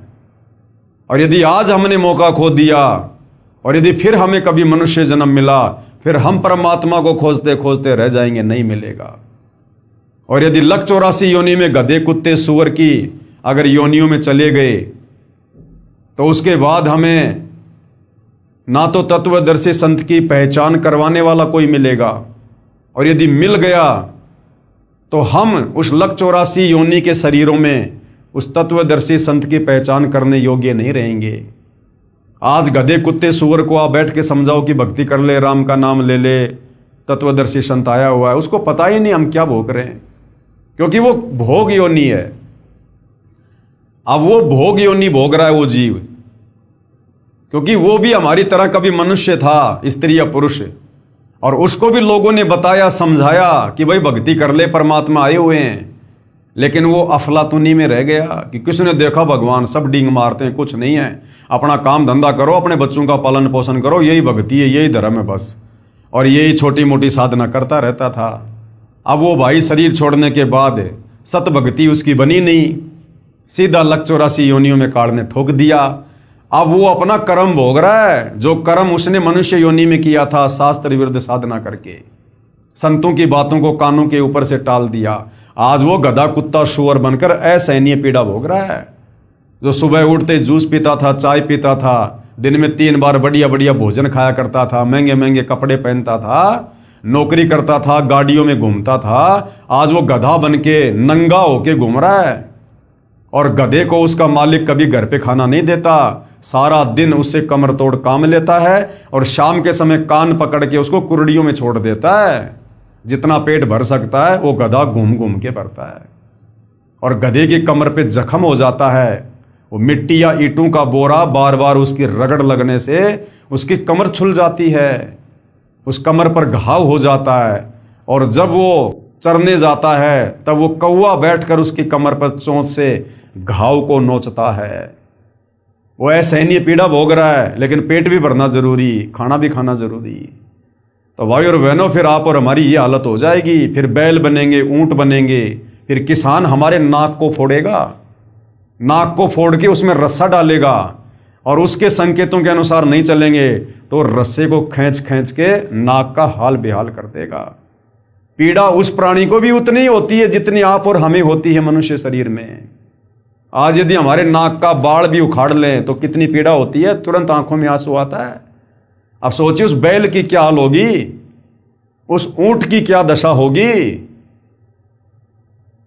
जिसकी नकेल खींच खींच के, नाक का रस्सा खींच खींच के उसके मालिक ने, और कई बार क्या होता है उस ऊंट के नाक में कीड़े पड़ जाते हैं, जख्म हो जाता है बार बार रस्सी खींचने से, कीड़े चलते हैं उसमें। हमने खूब देखे गांव में जब छोटे छोटे थे। तो भाई और बहनों, ये दुर्दशा आप और हमारी अनंत युगों से हो रही है। ये एक बार या 2 बार नहीं है। कि हम तो खाली एक बार ही लक 84 का चक्कर काटेंगे बस। अरे एक बार भी कितना भयंकर है। एक कुत्ते का जीवन देख लो भाई और बहनों, 10-15 साल की उम्र होती है, उस कुत्ते का जीवन देख लो, सुबह से लेकर शाम तक पूरी रात वो भौंकेगा क्योंकि उसकी आदत गंदी, भौंकने से उसको भूख लगेगी, सुबह क्या करेगा, किसी के घर पर जाएगा। अब उसको कौन खिलाएगा भाई, कौन खिलाएगा उसको? उसका भाग्य किसी ने टूक डाल दिया तो, नहीं तो उसके लठ पड़ेंगे, जूत पड़ेंगे उसके। भूखा मर रहा है, क्या करेगा, घर घर दौड़ेगा, ना जाने कितने घरों में जाएगा एक टूक के लिए। किसी भगवान ने टूक डाल भी दिया, मिट्टी में डालेगा। अब एक टूक से कुत्ते का पेट भरेगा क्या? जो कुत्ता इंसान से ज्यादा भोजन खाता है, एक टूक से उसकी भूख और ज्यादा बढ़ जाती है, साथ में मिट्टी खाएगा। जबरदस्ती किसी की रसोई में घुसने का प्रयास करेगा, घरवाला लठ मारेगा, फिर प्यों प्यों करता हुआ दौड़ेगा। 10-15 घरों में घूम के आएगा, फिर भी पेट नहीं भरेगा। फिर कहां जाएगा? सुबह सुबह लोग जो खेतों में लैट्रिन करने जाते हैं, फिर वहां पर जाकर लैट्रिन खाएगा। 2 कुत्तों में लड़ाई हो जाती है, एक दूसरे की गर्दन फाड़ देते हैं। बरसात का मौसम है, चौमासा, उसमें कीड़े पड़ जाते हैं, कौन इलाज कराएगा भाई साहब का? भक्ति की नहीं, अब वो कर्मदंड भोग रहा है। कीड़े पड़ गए, जख्म हो गया, ना ढंग से खाया जा रहा, ना बैठा जा रहा, ना सोया जा रहा है, गर्दन हिला हिला के कभी किसी पानी में जाएगा, कभी कहाँ जाएगा। लेकिन वो कर्म तो भाई भोगना पड़ेगा। परमात्मा कहते हैं, तुमने उस दरगाह का महल नहीं देखा, धर्मराज के तिल तिल का लेखा। जैसे कर्म मनुष्य योनि में किए थे भक्ति ना करके, अब वो कर्म भोग रहा है। खुजली हो जाती है, खुजली, पूरा शरीर छुल जाता है, बाल उड़ जाते हैं। और ऐसे कुत्ते को तो कोई अपने आसपास भी नहीं फटकने देता, लगाएगा बीमारी, लठ मारते हैं दूर से। वो जाता है भोजन के लिए और लोग दूर से उसको पत्थर मारते हैं, लठ मारते हैं। कभी एक्सीडेंट में कोई गाड़ी वगैरह, कोई मोटरसाइकिल का पहिया उसके पैर पे चढ़ जाता है, क्योंकि अहंकारी जीव है, तभी तो वो कुत्ता बना। मनुष्य जन्म में अहंकारी था, तभी तो उसको कुत्ते की योनि मिली। और कुत्ते क्या करते हैं, रोड पर बैठेंगे बीच में और गाड़ी बिल्कुल नजदीक आने वाली होगी तब जरा सा हटेंगे, तो कई बार क्या होता है, गाड़ी का पहिया उसके ऊपर ही चढ़ जाता है और पैर टूट गया, कमर टूट गई, घिसट घिसट के चलेगा, घिसट घिसट के। ऐसी दुर्गति से एक कुत्ते का जीवन। और ऐसे ऐसे करोड़ों जन्म लगातार भी हमें कुत्ते के मिल जाते हैं। मनुष्य जन्म में जो बीज हमने बोए होते हैं कुकर्मों के, शास्त्र विरुद्ध साधना के, जरूरी नहीं है कि एक बार लक 84 योनि भोगने के बाद हमें जो मनुष्य जन्म मिलता है वो खाली एक एक शरीर धारण करके मिलता है। नहीं, अगर एक बार आप जी कुत्ते की योनि में चले गए तो जरूरी नहीं है कि एक बार कुत्ते की योनि भोगने से पीछा छूट जाएगा। नहीं, वो एक कुत्ते की योनि हमें लाखों करोड़ों बार भी भोगनी पड़ सकती है लगातार। और करोड़ों बार जब एक ही कुत्ते की योनि भोग लेंगे, इतने कष्ट भोग लेंगे, उसके बाद फिर दूसरी योनि में डालेगा काल। जिस प्रकार हमने जैन धर्म के 24वें तीर्थकर महावीर स्वामी का जीवन पढ़ा, 20 करोड़ बार बिल्ली, 20 करोड़ बार कुत्ता, फलाना दिखना लगातार, क्योंकि परमात्मा का विधान है, शराब पीवे कड़वा पानी, 70 जन्म कुत्ते के जानी। जो व्यक्ति एक बार शराब पीता है, एक घूंट यानी एक कप जो शराब पीता है, उसका क्या फल है? 70 बार लगातार उसको कुत्ते के जन्म मिलेंगे। तो सोचिए पूरे जीवन में वो व्यक्ति कितनी शराब पिएगा। अब उस हिसाब से लगा लो भाई और बहनों, एक दिन शराब पीने से 70 जन्म कुत्ते के। और उस व्यक्ति की 100 साल की उम्र है और 100 साल में यदि उसने 60 साल दारू पी है रोजाना, तो भाई और बहनों आइडिया लगा लो, लाखों जन्म कुत्ते के भोगने पड़ेंगे, लाखों जन्म लगातार। तो इस प्रकार से ये काल हमारी दुर्गति करता है। फिर गधे की योनि में डाल देगा। और फिर हमने इतने कुकर्म किए होते हैं मनुष्य योनि में, पर दोबारा स्त्री का खोले, 70 जन्म अंधा हो डोले। दूसरी स्त्री के साथ में हमने कुकर्म किए होते हैं, उनकी सजा परमात्मा के विधान अनुसार। गधे की योनि मिल गई, ऊपर से मनुष्य जन्म वाले कुकर्म के चलते हमें अंधे गधे का जीवन दे दिया काल ने। एक तो गधा और ऊपर से अंधा। अब सोचो उस जीव की क्या दुर्गति होगी भाई और बहनों, क्या दुर्गति होगी। अपने ऊपर लेकर देखो, जैसे मैं अंधा गधा, अब सोचो क्या बीतेगा।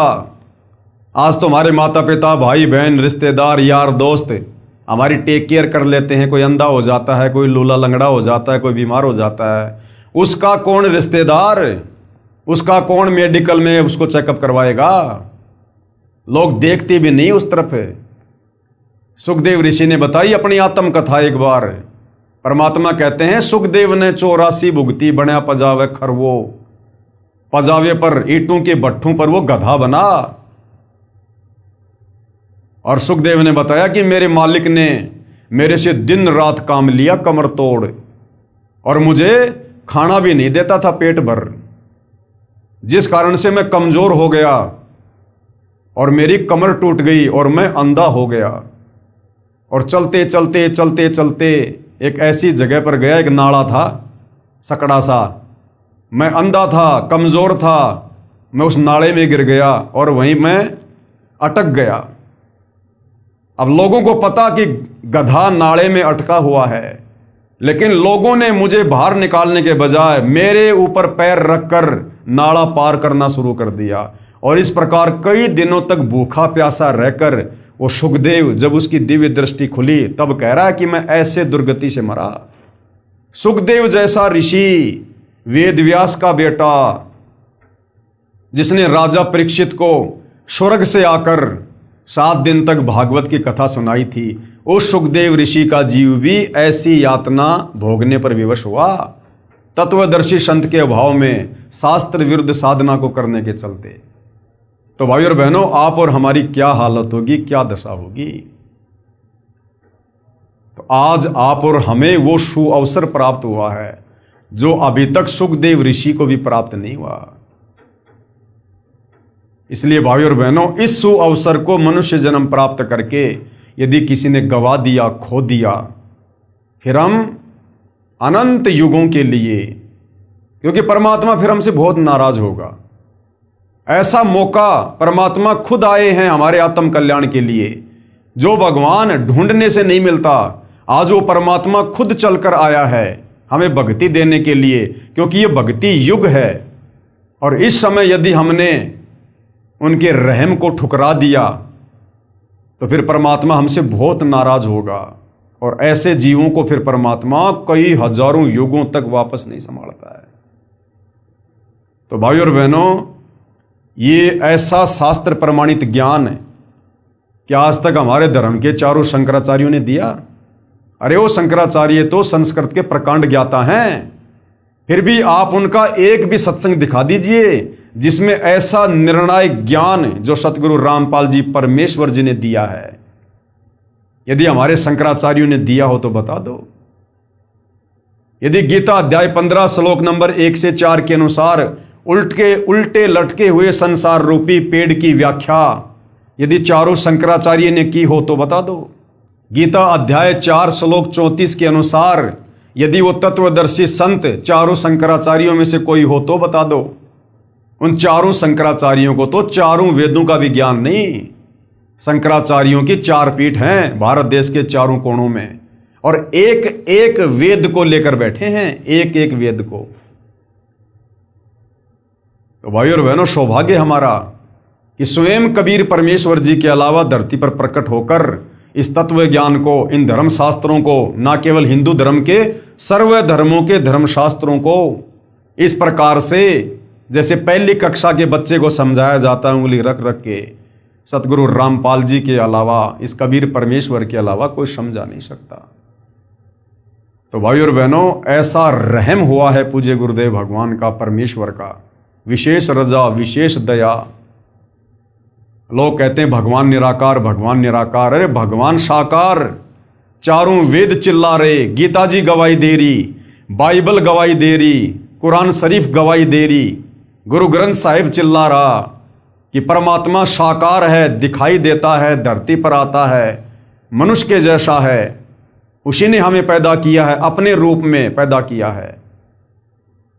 और फिर भी ये शास्त्रों को पढ़ने वाले नहीं समझ पाए और परमात्मा को निराकार निराकार कह के आप और हमें शास्त्र विरुद्ध साधना पर लगा दिया। तो भाई और बहनों, मौका है, हम तो केवल प्रार्थना कर सकते हैं, विनती कर सकते हैं, क्योंकि आप लोगों को समझाने से हमारी तो सेवा बन रही है। हम तो इस परमेश्वर की इस प्रकार से महिमा करने मात्र से हम पुण्य के भागी बन रहे हैं, तो हम तो करेंगे। हमारे से तो जितना थूक बिलोया जाएगा आजीवन बिलोएंगे, क्योंकि दही से मक्खन निकले ना निकले, लेकिन जो थूक हम बिलो रहे हैं सतगुरु की महिमा करके, इससे जरूर वो मक्खन निकलेगा। कहने का मतलब है हमारी सेवा बनेगी और हम अवश्य मोक्ष को प्राप्त होंगे। वो भक्ति रूपी मक्खन निकलेगा, भक्ति रूपी मक्खन। तो हमारी तो सेवा है, हमारा ये परम धर्म है, हमारा कर्तव्य है आप जियों के प्रति भी और सतगुरु रामपाल जी के शिष्य होने के नाते उनके प्रति भी, कि गुरु ने जो सतज्ञान दिया है उस ज्ञान को उनकी आत्माओं तक, जन जन तक पहुंचाना उनके भक्तों का कर्तव्य है। तो हम तो आपके प्रति भी अपनी जिम्मेदारी निभा रहे हैं, गुरु के प्रति भी अपनी जिम्मेदारी निभा रहे हैं, तो हम तो भाई पुण्य के भागी हो रहे हैं। परमात्मा कहते हैं हरि सेवा युग चार है और गुरु सेवा पल एक, भाई तासु पटंतर ना तुले संतन किया विवेक। और सत्संग की आदि घड़ी तप के वर्ष हजार, तो भी बराबर है नहीं कहे कबीर विचार। तो भाई और बहनों ये सत्संग हो रहा है। तत्वदर्शी संत के बाद यदि कोई सत्संग कर सकता है तो उनके शिष्य, क्योंकि इस ज्ञान को वही आगे फैला सकता है जिसको अपने गुरु से तत्व ज्ञान प्राप्त है। तो भाई और बहनों इस 4 दिन की चक्काचौंध के चक्कर में, इस झूठी विज्ञान के आविष्कार के चक्कर में और इस झूठी मान बढ़ाई में जो थोड़े बहुत सुख आप जी भोग रहे हो वर्तमान में मनुष्य जन्म प्राप्त करके, ये कबीर परमात्मा सतगुरु रामपाल जी की विशेष मेहर और दया समझो। ये विज्ञान कबीर भगवान ने दी है, ये मनुष्य के पास में बुद्धि नहीं थी। सतयुग त्रेता द्वापर बीत गया, कलयुग 5000 साल बीत गया, कोई एक साइकिल तक नहीं बना पाया। ये तुम्हारे श्री राम, श्री कृष्ण, महात्मा बुद्ध, ईसाइयों के मसीहा जो हैं ईसा मसीह जी, मुसलमानों का जो पैगंबर था, रसूल था, हजरत मोहम्मद, ये अपने लिए गर्मियों के समय पंखा भी नहीं बना पाए। क्या उनके रिश्तेदार नहीं थे क्या वो अपने रिश्तेदारों से बात नहीं करना चाहते थे? वीडियो कॉल पर बात नहीं करना चाहते थे? एक कीपैड का मोबाइल भी नहीं बना पाए वो। हम कलयुग के इंसानों में उनसे ज्यादा दिमाग है क्या? अरे वर्तमान में तो इंसान बहुत ज्यादा विकारी हो गया, दुष्कर्मी हो गया, आलसी हो गया। वो तो बहुत अच्छी आत्मा थी, उस समय तो उनके पास में भक्ति धन था, उनके पुण्य थे, सदाचारी थे, निर्विकारी थे। उनमें ये बुद्धि क्यों नहीं आई? उनको ये समझ क्यों नहीं आई? ये मटेरियल जो आज जमीन खोद खोद के वैज्ञानिकों ने ये उपकरण बनाए हैं, ये जमीन, वो खाने, वो मटेरियल उस समय भी जमीन में था। वो क्यों नहीं लगा पाए फैक्ट्री? वो क्यों नहीं बना पाए वैज्ञानिक वो उपकरण है? तो भाई और बहनों, ये रहम किया है कबीर भगवान सतगुरु रामपाल जी ने इस कलयुग की पिछली पीढ़ी में, आप और हमें अध्यात्म से परिचित करवाने के लिए। ये भक्ति मार्ग में सहयोगी हैं जितने भी उपकरण है, ये विज्ञान, ये भक्ति मार्ग में सहयोग के लिए बनाई भगवान ने, ताकि हमारा समय बचे, हम फटाफट अपने काम कर सकें। पहले रिश्तेदारी में कोई समाचार देने के लिए जाना पड़ता था, दूर दूर रिश्तेदारियां होती थी, 2 दिन लग गए, 3 दिन लग गए। आज तुरंत मोबाइल से बात करो, 1 मिनट में समाचार दो, मोबाइल साइड में रखो और बैठ के भगवान का भजन करो, अपनी आरती करो। खेतों में काम करते थे, कितना समय लगता था पहले, आज ट्रैक्टरों से काम होता है, मशीनों से होती है कटाई। तुरंत फटाफट अपना काम करो, 1 दिन में निपटाओ अपना, बाकी बैठ के भगवान का भजन करो। कहीं आने जाने में हम पैदल जाते थे, समय लगता था, आज मोटरसाइकिल आ गई, 4 व्हीलर आ गए, एरोप्लेन आ गई। क्यों दिए भगवान ने? ताकि हम फटाफट उन कार्यों को निपटा के, और जो समय बचे उस समय का हम भगवान की चर्चा में, भगवान की महिमा में, भगवान की भक्ति में हम उसका सदुपयोग करें। इसके लिए परमात्मा ने हमें ये विज्ञान दी है, ये वैज्ञानिक उपकरण दिए हैं, ये यातायात के साधन दिए हैं। सत्संग में आएं जाएं, समय बचे हमारा। हमारे दादा परदादा झोपड़ियों में रहा करते थे, आज परमात्मा ने ये कूलर दे दिए, एसी दे दी, ये पक्के मकान लोग जो है ये बनाने लग गए। क्यों? सिर्फ भक्ति में सहयोग के लिए, ताकि गर्मी, सर्दी, बरसात, ओले, आंधी, हम इन सबसे बचें। और आराम से भगवान की भक्ति करें। नहीं रहने को तो इंसान ने झोपड़ी भी बहुत है।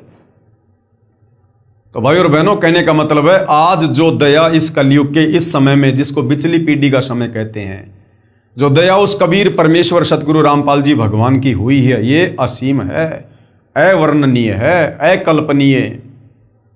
उस परमेश्वर का किन शब्दों में धन्यवाद करें, इंसान के पास में शब्द नहीं है। सात समुद्र की मसी करूं, लेखनी करूं बन राय, और धरती का कागज करूं, पर सतगुरु रामपाल जी के गुण लिखे न जाएं। तो सोचिए भाई और बहनों, एक कुत्ते का जीवन और ऐसे ऐसे 184 योनियों में अनेक प्रकार के शरीर हमने धारण करने पड़ेंगे। किसी की उम्र 100 साल, किसी की उम्र 1000 साल भी होती है, किसी की 300-300 साल। एक पौधा ऐसा है जिसकी 13,000 साल आयु है। वो पेड़ पौधे भी योनि हैं 184 योनि में, वो भी हमने भोगनी पड़ेंगी अगर मनुष्य जन्म में भक्ति नहीं हुई तो सोचिए, जब हम वो पौधे बन गए, 13,000 साल तक उस पौधे की उम्र है, और ना जाने कितनी बार वही पौधा बनना पड़े। तो सोचो भाई और बहनों, फिर कितने लंबे समय के लिए यदि वर्तमान में हमने सतगुरु रामपाल जी को ना पहचान कर, यदि हमने उनसे उपदेश लेकर भक्ति करके अपने जीव का कल्याण नहीं करवाया, तो सोचिए फिर 184 योनि में आप और हम कितने लंबे समय के लिए कष्ट भोगने के लिए चले जाएंगे। बहुत लंबा चौड़ा दुख हो जाएगा। और ऐसी ऐसी ना जाने कितनी लाखों 184 योनियां भोगने के बाद वर्तमान में जो हम इस सतभक्ति को ना करके परमात्मा को नाराज कर देंगे, उसके बाद ये परमात्मा फिर हमें कभी अपनी शरण में लेगा, दया करेगा। और जब वर्तमान में कुछ नहीं कर पा रहे, तो अगले जन्म में फिर कौन सा हम जो है वो किला तोड़ देंगे। तो भाई और बहनों, आज है वो मौका, लोहा गर्म है, आज मार दो चोट, यदि मारी जाए तो ऐसा सुअवसर फिर नहीं मिलेगा जिंदगी में। तो भाई प्रार्थना कर सकते हैं, विनती कर सकते हैं। मनुष्य जन्म भगवान ने इसलिए दिया है कि इंसान मनुष्य जन्म प्राप्त करके किसी की बातों पर विचार करे, जल्दबाजी में फैसला ना ले। कई बार क्या होता है कि कचरे में हीरा मिल जाता है, कचरे में हीरा। तो जरूरी नहीं है कि बड़े बड़े नेता अभिनेता कोई बात बताएंगे तो उसी बात में कोई दम होता है। हमारे जैसे 2 कोड़ी के जीव भी कई बार अच्छी बात बता जाते हैं। तो किसी की बातों को हल्के में नहीं लेना चाहिए। परमात्मा कहते हैं कि रहीमन देख बड़ेन को लघून दीजिए डारी, और जहां काम आवे सुई क्या करे तलवारी। अरे जहां पर सुई अपना काम कर देगी, वहां पर वो तलवार अपना काम नहीं कर सकती। अब इस शर्ट का यदि हमने ये बटन लगाना है, तो तुम तलवार से बटन लगा लोगे क्या? वहां तो सुई काम करेगी। तो जो संदेशा परमपिता परमात्मा कबीर साहब तत्वदर्शी संत के रूप में अपने छोटे छोटे भक्तों से समाज को दिलवा देगा, भक्ति और भगवान को लेकर, आत्म कल्याण को लेकर, वो संदेशा आप जी उम्मीद मत करना कि आपको टाटा, बिरला, अंबानी या देश का कोई प्रधानमंत्री दे देगा। तो भाई और बहनों, थोड़ा सा विचार करो, ठंडे दिमाग से सोचो, क्या जाता है एक बार सतगुरु रामपाल जी के सत्संग तो सुनो। अरे इतने भी बिजी नहीं हो जितना तुम अपने आप को दिखाते हो, इतने भी बिजी नहीं हो। और सारा दिन मोबाइल पे क्या करते हो? आप देखते हैं ना, आम आदमी को जब भी समय मिलता है तुरंत मोबाइल उठा लेंगे, और मोबाइल में क्या देखेंगे? रील देखेंगे, शॉर्ट वीडियो देखेंगे, और फालतू के धारावाहिक देखेंगे, फिल्मी गाने सुनेंगे। क्या मिलेगा उससे? कुछ नहीं मिलेगा, समय की बर्बादी के अलावा। मन खराब होगा वो अलग। तो उसी मोबाइल से यदि यूट्यूब पर जाकर सतगुरु रामपाल जी के नाम से सत्संग सर्च किए जाएं, तो भाई और बहनों, तत्वदर्शी संत की आवाज यदि जीव के कानों में पड़ती है, उससे भी हमारी भक्ति बननी शुरू हो जाती है, हमारे संस्कार बनने शुरू हो जाते हैं, हमारे पुण्य जमा होने शुरू हो जाते हैं। तत्वदर्शी संत की यदि आवाज भी हमारे कानों में पड़ना शुरू हो जाती है, तो धीरे धीरे धीरे धीरे भाई और बहनों, किसी के विचार जब तक नहीं सुनेंगे, हम कैसे समझेंगे कि वो हमें क्या समझाना चाहता है, उनके पास में क्या अनमोल वस्तु है। तो थोड़ा बहुत समय निकाल के सतगुरु रामपाल जी के सत्संग भी यूट्यूब पर सुनिएगा, ये मोबाइल परमात्मा ने बकवाद के लिए नहीं दिए। अगर इन मोबाइलों में बकवाद करोगे तो अब वो समय भी आ चुका है, इन मोबाइलों में आग लग जाएगी, साथ में तुम्हारे कान भी फटेंगे। ये टीवी चैनल आने वाले समय में यदि कोई व्यक्ति इन टीवियों पर सत्संग नहीं सुनेगा और ये फालतू की ये फिल्में वेल्में देखेगा, परमेश्वर का वचन है सतगुरु रामपाल जी का, ये टीवी चैनलों में आग लग जाएगी। टीवियों में लोगों के टीवी फूट जाएंगे घर पर रखे रखे, क्योंकि भगवान ने जिस विशेष मकसद के लिए हमें ये विज्ञान दी है, ये उपकरण दिए हैं, अगर यदि अब हमने इनका सदुपयोग नहीं किया, क्योंकि दुरुपयोग तो बहुत कर लिया, क्या मिला? कुछ नहीं मिला। अब यदि लोगों ने सदुपयोग नहीं किया, इनमें आग लग जाया करेगी। आप देख रहे होंगे गर्मी कितनी भयंकर पड़नी शुरू हो गई है, वातावरण कैसे चेंज हो रहा है। तो भाई और बहनों, अब समय आ गया, परमेश्वर के द्वारा दिए गए इन उपकरणों का सदुपयोग करो। और परमेश्वर ने जो अनमोल मनुष्य शरीर दिया है और जो हमें ये अंग दिए, इनका भी सदुपयोग करो। ये आंख परमात्मा ने क्यों दी है? उस परमेश्वर के दीदार के लिए। कबीरा दर्शन साधु का, मुख पर बसे सुहाग, दर्शन उन्हीं को होते हैं जिनके पूर्ण भाग। ये आंखें परमेश्वर ने सत्संग देखने के लिए, सतगुरु के, जब वो परमात्मा सतगुरु रूप में आता है, उनके दर्शन करने के लिए। ये कान परमात्मा ने सत्संग सुनने के लिए दिए हैं, अच्छी बातें सुनने के लिए दिए हैं, परमेश्वर की वाणियां सुनने के लिए दिए हैं, ताकि हमारे अंतःकरण में भक्ति जमा हो। ये जीव परमेश्वर ने सतगुरु की महिमा करने के लिए, जिव्या तो वाये भली जो रटे हरि को नाम, नहीं तो काट के फेंक दो मुख में भलो न चाम। अगर मनुष्य जन्म प्राप्त करके इस जिव्या से यदि हमने सतगुरु का गुणगान नहीं किया, सतगुरु की महिमा नहीं की, यदि हमने सतगुरु का ज्ञान प्रचार नहीं किया, सतगुरु के द्वारा दिए गए मंत्रों का जाप नहीं किया, तो अगले जन्म में परमात्मा जीव छीन लेगा। यानी गधे बनेंगे, लक 84 में जाएंगे, बैल बनेंगे, जीव भी होगी, लेकिन हम जीव का सदुपयोग नहीं कर पाएंगे। कल को यदि उस बैल के पैर में कोई कील चुभ गई, वो बैल जिसके मुंह में जीभ है, वो बोल के नहीं बता सकता कि मेरे पैर में कील चुभी है, मुझे पीड़ा हो रही है। क्यों? क्योंकि आपने मनुष्य जन्म में उस जीव्या का सदुपयोग नहीं किया। किसी को गाली दी, किसी को उल्टा बोला है, और फालतू की बातों में, निंदा चुगली में अपने जीव का दुरुपयोग किया। ये हाथ, इन हाथों से हमें परमेश्वर की सेवा करनी है, इन हाथों से हमने दान धर्म करना है, उपकार के अच्छे कार्य करने हैं, इसलिए भगवान ने हाथ दिए हमें। और इन हाथों से यदि हम दुष्कर्म करेंगे, किसी का यदि हम कोई बुरा करेंगे, मार पिटाई करेंगे, तो परमेश्वर इनको भी छीन लेगा, क्योंकि हमने उसके द्वारा दिए गए अंगों का दुरुपयोग किया है। इसी प्रकार भाई और बहनों, परमेश्वर के द्वारा दिया गया अनमोल शरीर और ये अनमोल समय और ये विज्ञान, हमने इन सब का जगत गुरु तत्वदर्शी सतगुरु रामपाल जी परमेश्वर जी की शरण में आकर सदुपयोग करना है। और सतगुरु रामपाल जी की शरण से बेहतर सदुपयोग इस समय का और इस मनुष्य जीवन का ये और कहीं नहीं हो सकता है। बाकी तो आप बर्बाद ही बर्बाद करोगे, अपने कर्म ही कर्म फोड़ोगे।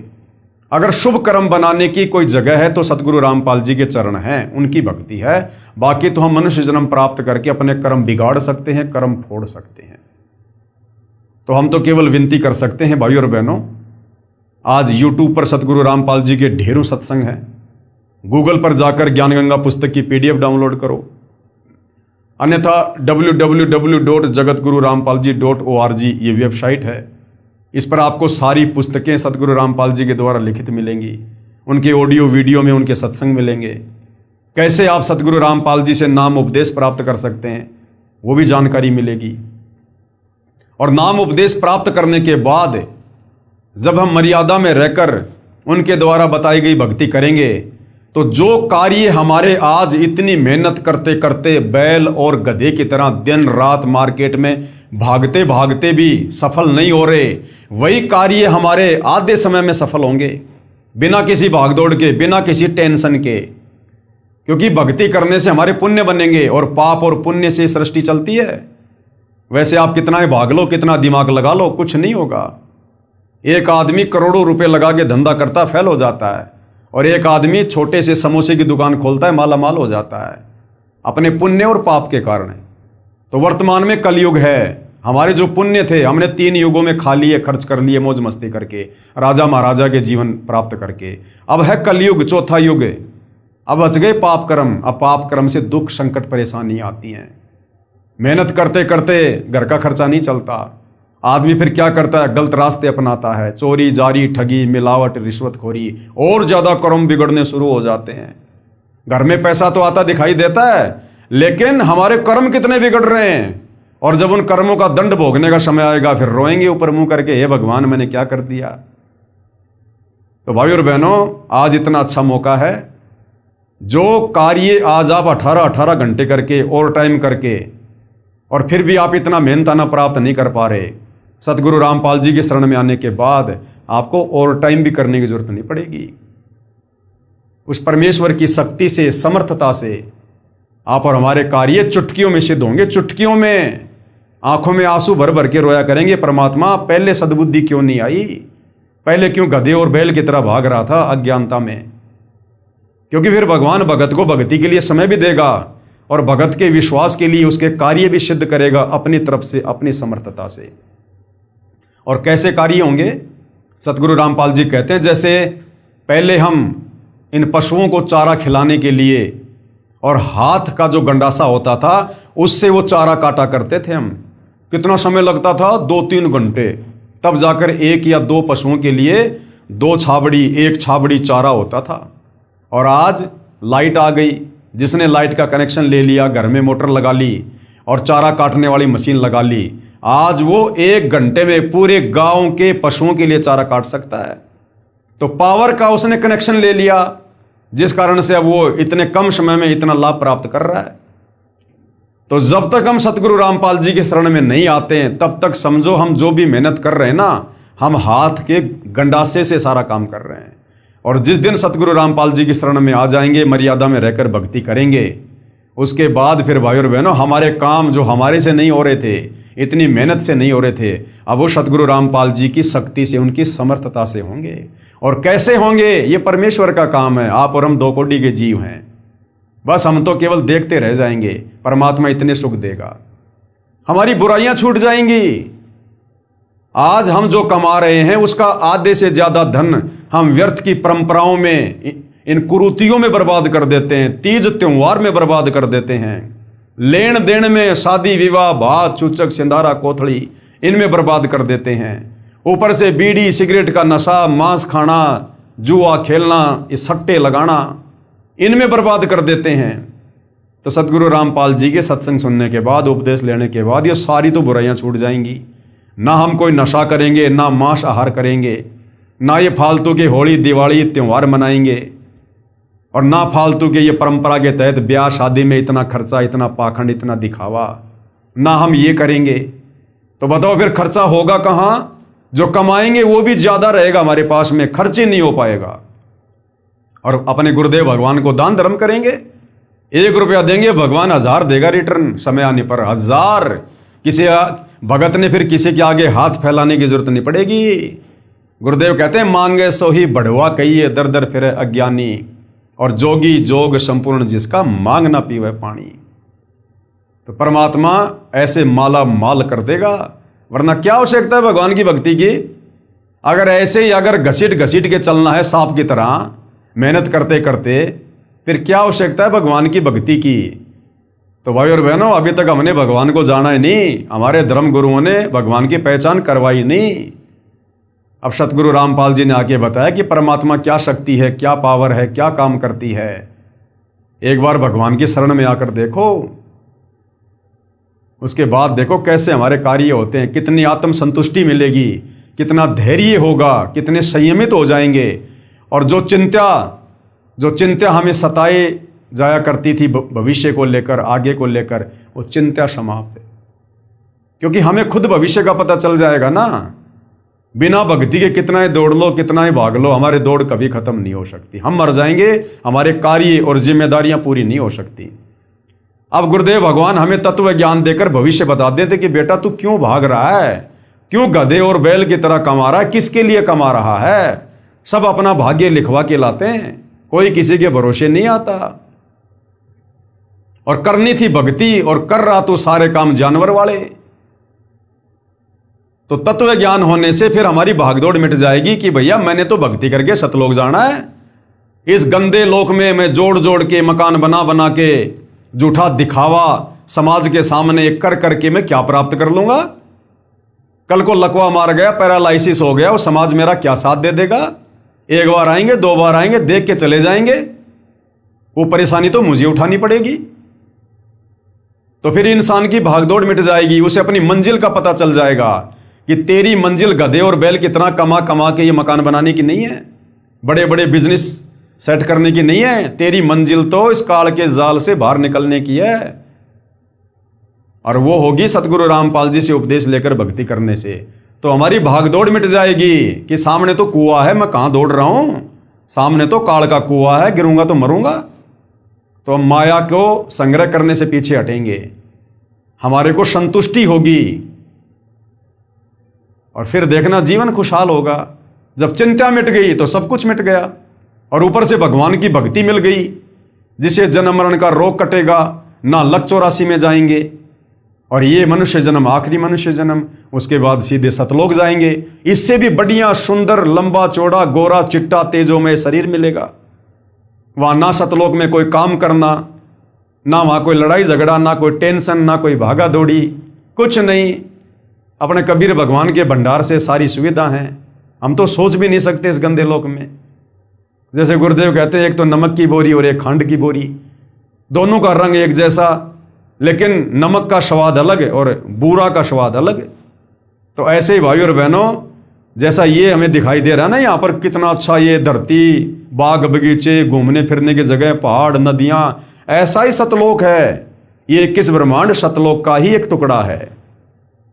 लेकिन यहां तो ये 5 तत्व से बने हुए हैं, ये मिट्टी और पत्थर के हैं, वहां पर वो नूर के हैं, हीरे मोती लाल के पहाड़ हैं, वहां पर दूध दही शहद की नदियां बहती हैं, सबके अपने अपने पर्सनल बड़े बड़े महल हैं, सबके महलों के आगे पर्सनल विमान हैं, और जो हमारी इच्छा होगी वो ही तुरंत वहां पर होने लग जाएगा। इच्छा से, हाथ पैर नहीं चलाने वहां पर, बस इच्छा की कि भोजन उसी समय तुरंत जो चाहोगे, जितने प्रकार के पकवान चाहोगे, बस इच्छा करने की जरूरत है, तुरंत सामने टेबल पर लगे हुए मिलेंगे।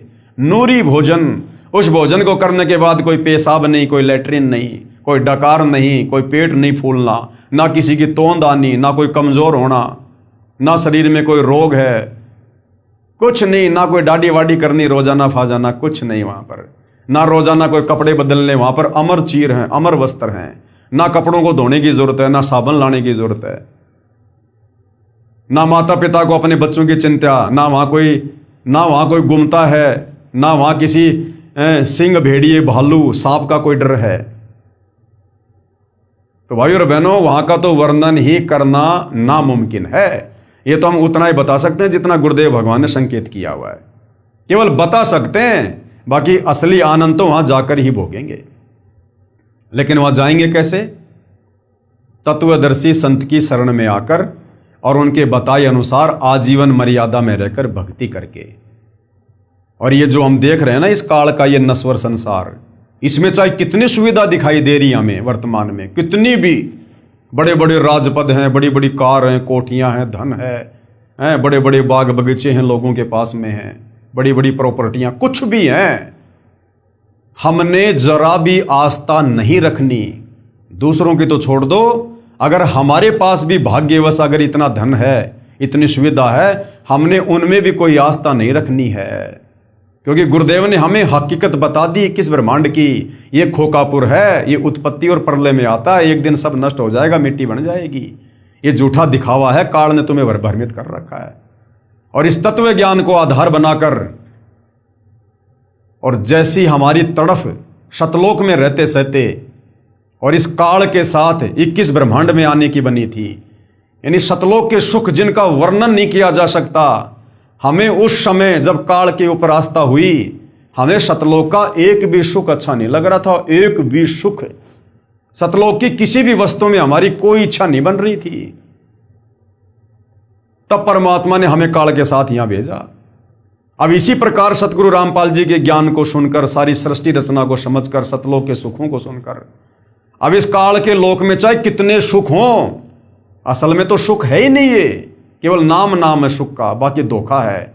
फिर भी जो भी कुछ यहां दिखाई दे रहा है, हमने किसी में कोई आस्था नहीं रखनी, कुछ भी प्राप्त करने की हमने कोई मन में इच्छा नहीं धारण करनी, और है तो उसमें कोई आसक्ति नहीं रखनी कि ये मेरा है। हमें बिल्कुल नफरत हो जाए, नफरत, और हमारी सुरती सतलोक में लग जाए कि परमात्मा इसी जन्म में पार करो, मालिक इसी जन्म में। रोना पड़ेगा भाई और बहनों, रोना, तब जाकर ये परमात्मा दया करेगा। आप और हमने रिहर्सल शुरू कर देनी चाहिए, यदि वास्तव में हमारा टारगेट सतलोक जाने का है तो। यदि अभी तक आप जी का टारगेट भक्ति प्राप्त करके और यहाँ की सुख सुविधा ही प्राप्त करने का है कि भाई मकान बनाऊंगा, गाड़ी लाऊंगा, बच्चे पढ़ाऊंगा, नौकरी लगाऊंगा, तो ये रिहर्सल आप जियो के कोई काम की नहीं है, आप इसको कर भी नहीं पाएंगे, एक दिखावा होगा आपके लिए। और जिन आत्माओं ने वास्तव में इस ज्ञान को अच्छे से समझ लिया और जिनका टारगेट सतलोक है कि परमात्मा इसी जन्म में, अब की बार लग 84 से पार, तो उन आत्माओं ने रिहर्सल कर देनी चाहिए रोजाना अपने गुरुदेव के चरणों में एकांत में बैठकर अपने घर पर दरबार साहिब में, और ये विचार करना चाहिए गहराई से कि मान लीजिए अगर मेरे पूज्य गुरुदेव भगवान विमान लेकर आ जाते हैं और मुझे कहें कि बेटा या बेटी चल बैठ, विमान आ गया, चलो सतलोक, उस समय मुझे कौन कौन सी वो चीजें हैं, कौन कौन सी वो काललोक की नश्वर संपत्ति है जो मुझे विमान की तरफ जाने से रोकेगी, या विमान की तरफ जाते समय रह रहकर मुझे उनकी याद आएगी।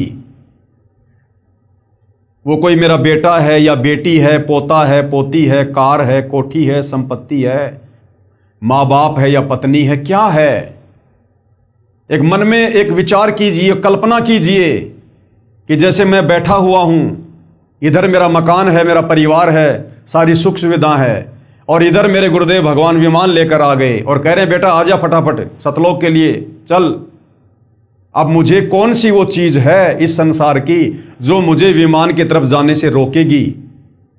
वो बैठकर हमने चिंतन करना पड़ेगा, ये कल्पना करनी पड़ेगी कि हकीकत में गुरुजी आ गए और मुझे बुला रहे हैं।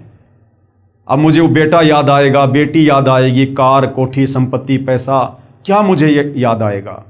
अगर कोई ऐसी वस्तु है जो आपको खींच रही है अपनी तरफ, आपको याद आ रही है कि अभी भी तो मकान बनाया है, अभी तो इसमें इतने पैसे लगा दिए, अभी गुरुजी विमान लेके आ गए, अभी तो मेरा पोता होने वाला है, मैंने तो मुंह भी नहीं देखा।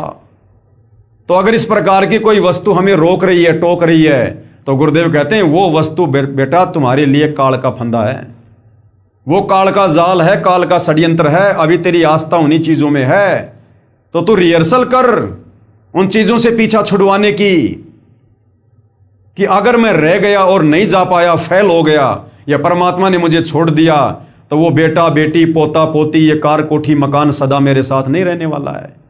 आज नहीं तो 10 साल बाद ये मेरे हाथ से निकलेंगे। भाई मैं मरूंगा तो ये बेटा भी छोड़ना पड़ेगा, बेटी भी छोड़नी पड़ेगी, कार, कोठी, पोता, पाता सब छोड़ना पड़ेगा।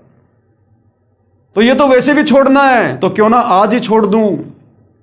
ये मौका फिर नहीं मिलेगा दोबारा, जो सतगुरुदेव आ गए विमान लेकर।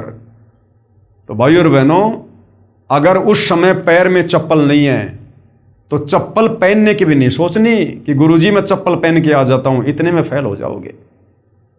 अगर ये भी कह दिया ना मैं चप्पल पहन के आ रहा हूं, तो समझो चप्पल में आस्था है। अभी हमने ये भी नहीं सोचना, उस घर की तरफ, उस मकान की तरफ, उस परिवार वालों की तरफ देखना भी नहीं है, सोचना भी नहीं। हमने तुरंत जाके विमान में बैठ जाओ कि परमात्मा ऐसे ऐसे परिवार, ऐसे ऐसे घर बार, ऐसे ऐसे परिवार, ये तो कुछ भी नहीं है। कोटि जन्म तू राजा की न मिटी न मन की आशा, भिक्षुक होकर दर दर घूम लिया, मिला ना निर्गुण राशा। हमने राजा अब्राहिम जैसे मनुष्य जन्म प्राप्त किए हैं, राजा हमने जनक जैसे मनुष्य जन्म प्राप्त किए हैं। अरे आज तो एक ही पत्नी होगी, अब्राहिम के जीवन में तो 16-16 हजार औरतें थी, राजा जनक के 10,000 रानियां थी। फिर बेटे कितने होंगे, पोता पोती कितने होंगे, और राजा के ठाट बाट कितने होंगे। आज मैं एक मकान के लिए मरूंगा, इन पोता पोतियों के लिए जो मिट्टी के पुतले हैं, कल को ये भी मरेंगे, और ऐसे ऐसे पोता पोती, ऐसे ऐसे बीवी, माता पिता, मकान, मैं अरबों खरबों बार मनुष्य जन्म प्राप्त करके यहीं पर पैदा कर करके यहीं पे छोड़ छोड़ के जा चुका हूं। तो इस एक को छोड़ने में मुझे क्या देरी, क्या दिक्कत है, जब मुझे सदा सदा के लिए मुझे ओरिजिनल पोता पोती, बेटा बेटी, कार कोठी सब कुछ मिलेगा, एक नूर का मिलेगा, तत्व का मिलेगा। तो भाई और बहनों, हमने इस काल के जाल को इस प्रकार से चिंतन करके हमने खुद ही काटना पड़ेगा। नहीं तो अंत समय में यदि इस प्रकार की वृत्ति हमारी, क्योंकि भगवान तो इसी प्रकार से आएंगे लेने के लिए, अचानक से आएंगे कि बेटा आ जा, विमान तैयार है, और किसी को दिखाई नहीं देगा, हमें दिखाई देगा। और यदि उस समय हमारी आस्था किसी में जरा सी भी रह गई, हम तो रह गए, काम बिगड़ गया। भगवान तो अंदर से देखेगा ना, ऊपर से चाहे तुम कैसा भी दिखावा करो, गुरुजी तो अंदर से देखेंगे कि इसके अंदर क्या चल रहा है, किन चीजों में इसका प्यार, प्रेम, मोह, ममता, आसक्ति है। तो भाई और बहनों, हमने आज से ही गुरुदेव के चरणों में बैठकर इस प्रकार के रिहर्सल शुरू कर देनी चाहिए, तब जाकर हम अंत समय में इस परीक्षा में सफल हो पाएंगे। ये रिहर्सल हमने पहले करनी पड़ेगी। अब कोई पहलवान है, उसने इंटरनेशनल लेवल पर कुश्ती करने जाना है, तो सीधा थोड़ी जाता वो, पहले यहाँ उसको रिहर्सल करवाई जाती है, उसकी देह तुड़वाई जाती है, तब जाकर 2, 4, 5, 10 साल बाद में वो उस लेवल पर खेलने के योग्य बनता है। तो गुरुदेव हमारी यहाँ पर देह तुड़वा रहे हैं, इस स्थूल शरीर में हमारी रिहर्सल करवा रहे हैं। अब गुरुदेव ने तो सब कुछ बता दिया, सब कुछ कह दिया, जो देना था वो दे दिया भाई और बहनों। अब गुरुदेव के पास इससे ज्यादा देने के लिए कुछ भी नहीं है। अगर इससे ज्यादा, वैसे तो भंडार है मालिक के पास में, लेकिन दे दिया तो हमारी बुद्धि उसको स्वीकार नहीं कर पाएगी। हमारा 1 GB का मेमोरी कार्ड है और भगवान की अनंत करोड़ GB का ज्ञान है, तो भगवान उतना डालेगा जितना हम ले सकते हैं, जितना हमारी कैपेसिटी है। तो हमारी कैपेसिटी के अनुसार परमात्मा ने हमें सारा भक्ति का कोर्स दे दिया, हर प्रकार से समझा दिया, बता दिया। अब भाई और बहनों, आप और हमने रिहर्सल करनी पड़ेगी यहां से बाहर निकलने की। जबरदस्ती हाथ पकड़ के काल के साथ किए गए एग्रीमेंट के अनुसार गुरुजी नहीं लेके जाएंगे। तो ये विचार आप और हमने करना है भाई और बहनों। तो बहुत बड़ी दया है, बहुत बड़ी रजा है गुरुदेव भगवान की, जो हम उनके आशीर्वाद से इस घोर, इस कलयुग में अध्यात्म को लेकर इतना चिंतन मनन कर पा रहे हैं। आज इस उम्र में और संसार की चक्काचौंध में, भाग दौड़ में, इस वैज्ञानिक युग में हम संसार की नश्वर चीजों को प्राप्त करने के बजाय, उनमें भागा दौड़ और समय बर्बाद करने के बजाय हम परमात्मा की प्राप्ति के लिए संघर्ष कर रहे हैं, हम प्रयत्न कर रहे हैं। तो भाई और बहनों, ये सतगुरुदेव रामपाल जी भगवान के विशेष आशीर्वाद और उनके संरक्षण के बिना नहीं हो सकता। अगर आप इतना सब कुछ सोच रहे हैं, विचार कर रहे हैं, तो समझ लो आपकी जमानत गुरुदेव भगवान ने काल से ले रखी है। और जो काल के अंडर में है, देख लो उनकी क्या दुर्गति हो रही है, दिन रात इधर से उधर भाग रहे हैं, इधर से उधर, भूल गए भक्ति और भगवान को भी। तो भाई और बहनों, विनती कर सकते हैं, प्रार्थना कर सकते हैं, बाकी सोचना, समझना, विचार करना, चिंतन मंथन करना, ये देखो आप और हमने स्वयं ही करना पड़ेगा। हमने हर दिन को ये सोचकर भक्ति मार्ग पर चलना होगा कि आज मेरा इस काल के लोक में अंतिम दिन है, कभी भी गुरुदेव भगवान मुझे लेने आ सकते हैं। अब मुझे क्या करना चाहिए, किस प्रकार से तैयार रहना चाहिए। जिस प्रकार लड़की होती है, जब उसका दूल्हा उसको लेने के लिए आता है शादी करने के लिए, वो लड़की इतनी तैयार रहती है, वो ऊपर से दिखावा करेगी रोने का, धोने का, मायूस रहने का, लेकिन अंदर से उसके लड्डू फूट रहे होते हैं। वो जाते समय माँ बाप, भाई बहन, उस मकान को, उस जमीन को, वो सबको नजरअंदाज कर देती है। उसको केवल अपना पति दिखाई देता है कि मैं अपने पति के साथ जाऊंगी अपने नए घर में। तो उसी प्रकार से भाई और बहनों, आप और हमने भी, हमारा जो पति है, जो परमेश्वर है, हमने उसके साथ जाने के लिए इस प्रकार से अंदर से तैयार होना है। बाहर से तो जब तक जिएंगे तब तक जैसी जिम्मेदारी है सब निभाएंगे, प्यार प्रेम से भी रहेंगे, काम धंधा भी करेंगे जब तक हाथ घोड़े चलेंगे, लेकिन अंदर से उस लड़की की तरह और किसी में कोई आस्था नहीं होनी चाहिए। लोग 1-1 इंच जमीन के टुकड़े के लिए लड़ मरते हैं, और वो लड़की अपने बाप की करोड़ों की संपत्ति को ठोकर मार देती है। एक पल भी नहीं सोचती वो कि मेरा हिस्सा, उसको याद भी नहीं आता। उसको तो जो उसका पति लेने के लिए आ रहा है, शादी करने के लिए, बस वो ही दिखाई दे रहा है। तो इसी प्रकार भाई और बहनों, आप और हमने हमारे पति परमेश्वर सतगुरु रामपाल जी और उनका विमान दिखाई देना चाहिए कि मैंने तो अपने ससुराल जाना है, हालांकि है हमारा वो पीहर, लेकिन यहाँ की तुलना में अब वो हमारा ससुराल हो गया। तो अब हमने सतलोक जाना है हमारे पति परमेश्वर गुरुदेव के साथ में। और यहाँ की ये जमीन जायदाद संपत्ति, माता पिता भाई बंधु, हमने किसी से कोई लेना देना नहीं है। फिर घर में जितने भी उपदेशी हैं, सब ने इसी प्रकार से सोचना है। ये नहीं कि सारे भगत बन गए तो लो जी अब बस सारे साथ चलेंगे। यहाँ ना सारे साथ आए थे ना सारे साथ जाएंगे। सब अपनी अपनी इस प्रकार से रिहर्सल करो। भक्तों से भी ज़्यादा आपस में चिपकने की जरूरत नहीं है, उतना ही संबंध रखो जितना आवश्यक है। बाकी समय ज़्यादा भगवान की भक्ति में और भजन में।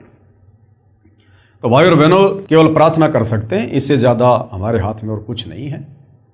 तो भाई और बहनों, पवित्र पुस्तक ज्ञान गंगा के ऊपर जो वीडियो बन रहे हैं, आज इस वीडियो में केवल इतना ही। कल परमेश्वर की सेवा में फिर हाजिर होंगे। तब तक गुरुदेव भगवान हम सबको आज्ञा दे, आशीर्वाद दे, सद्बुद्धि दे, हमारा मार्गदर्शन करे, हमें भ्रमने और भटकने से बचाए। बंदी छोड़ सतगुरु रामपाल जी परमेश्वर जी की जय हो।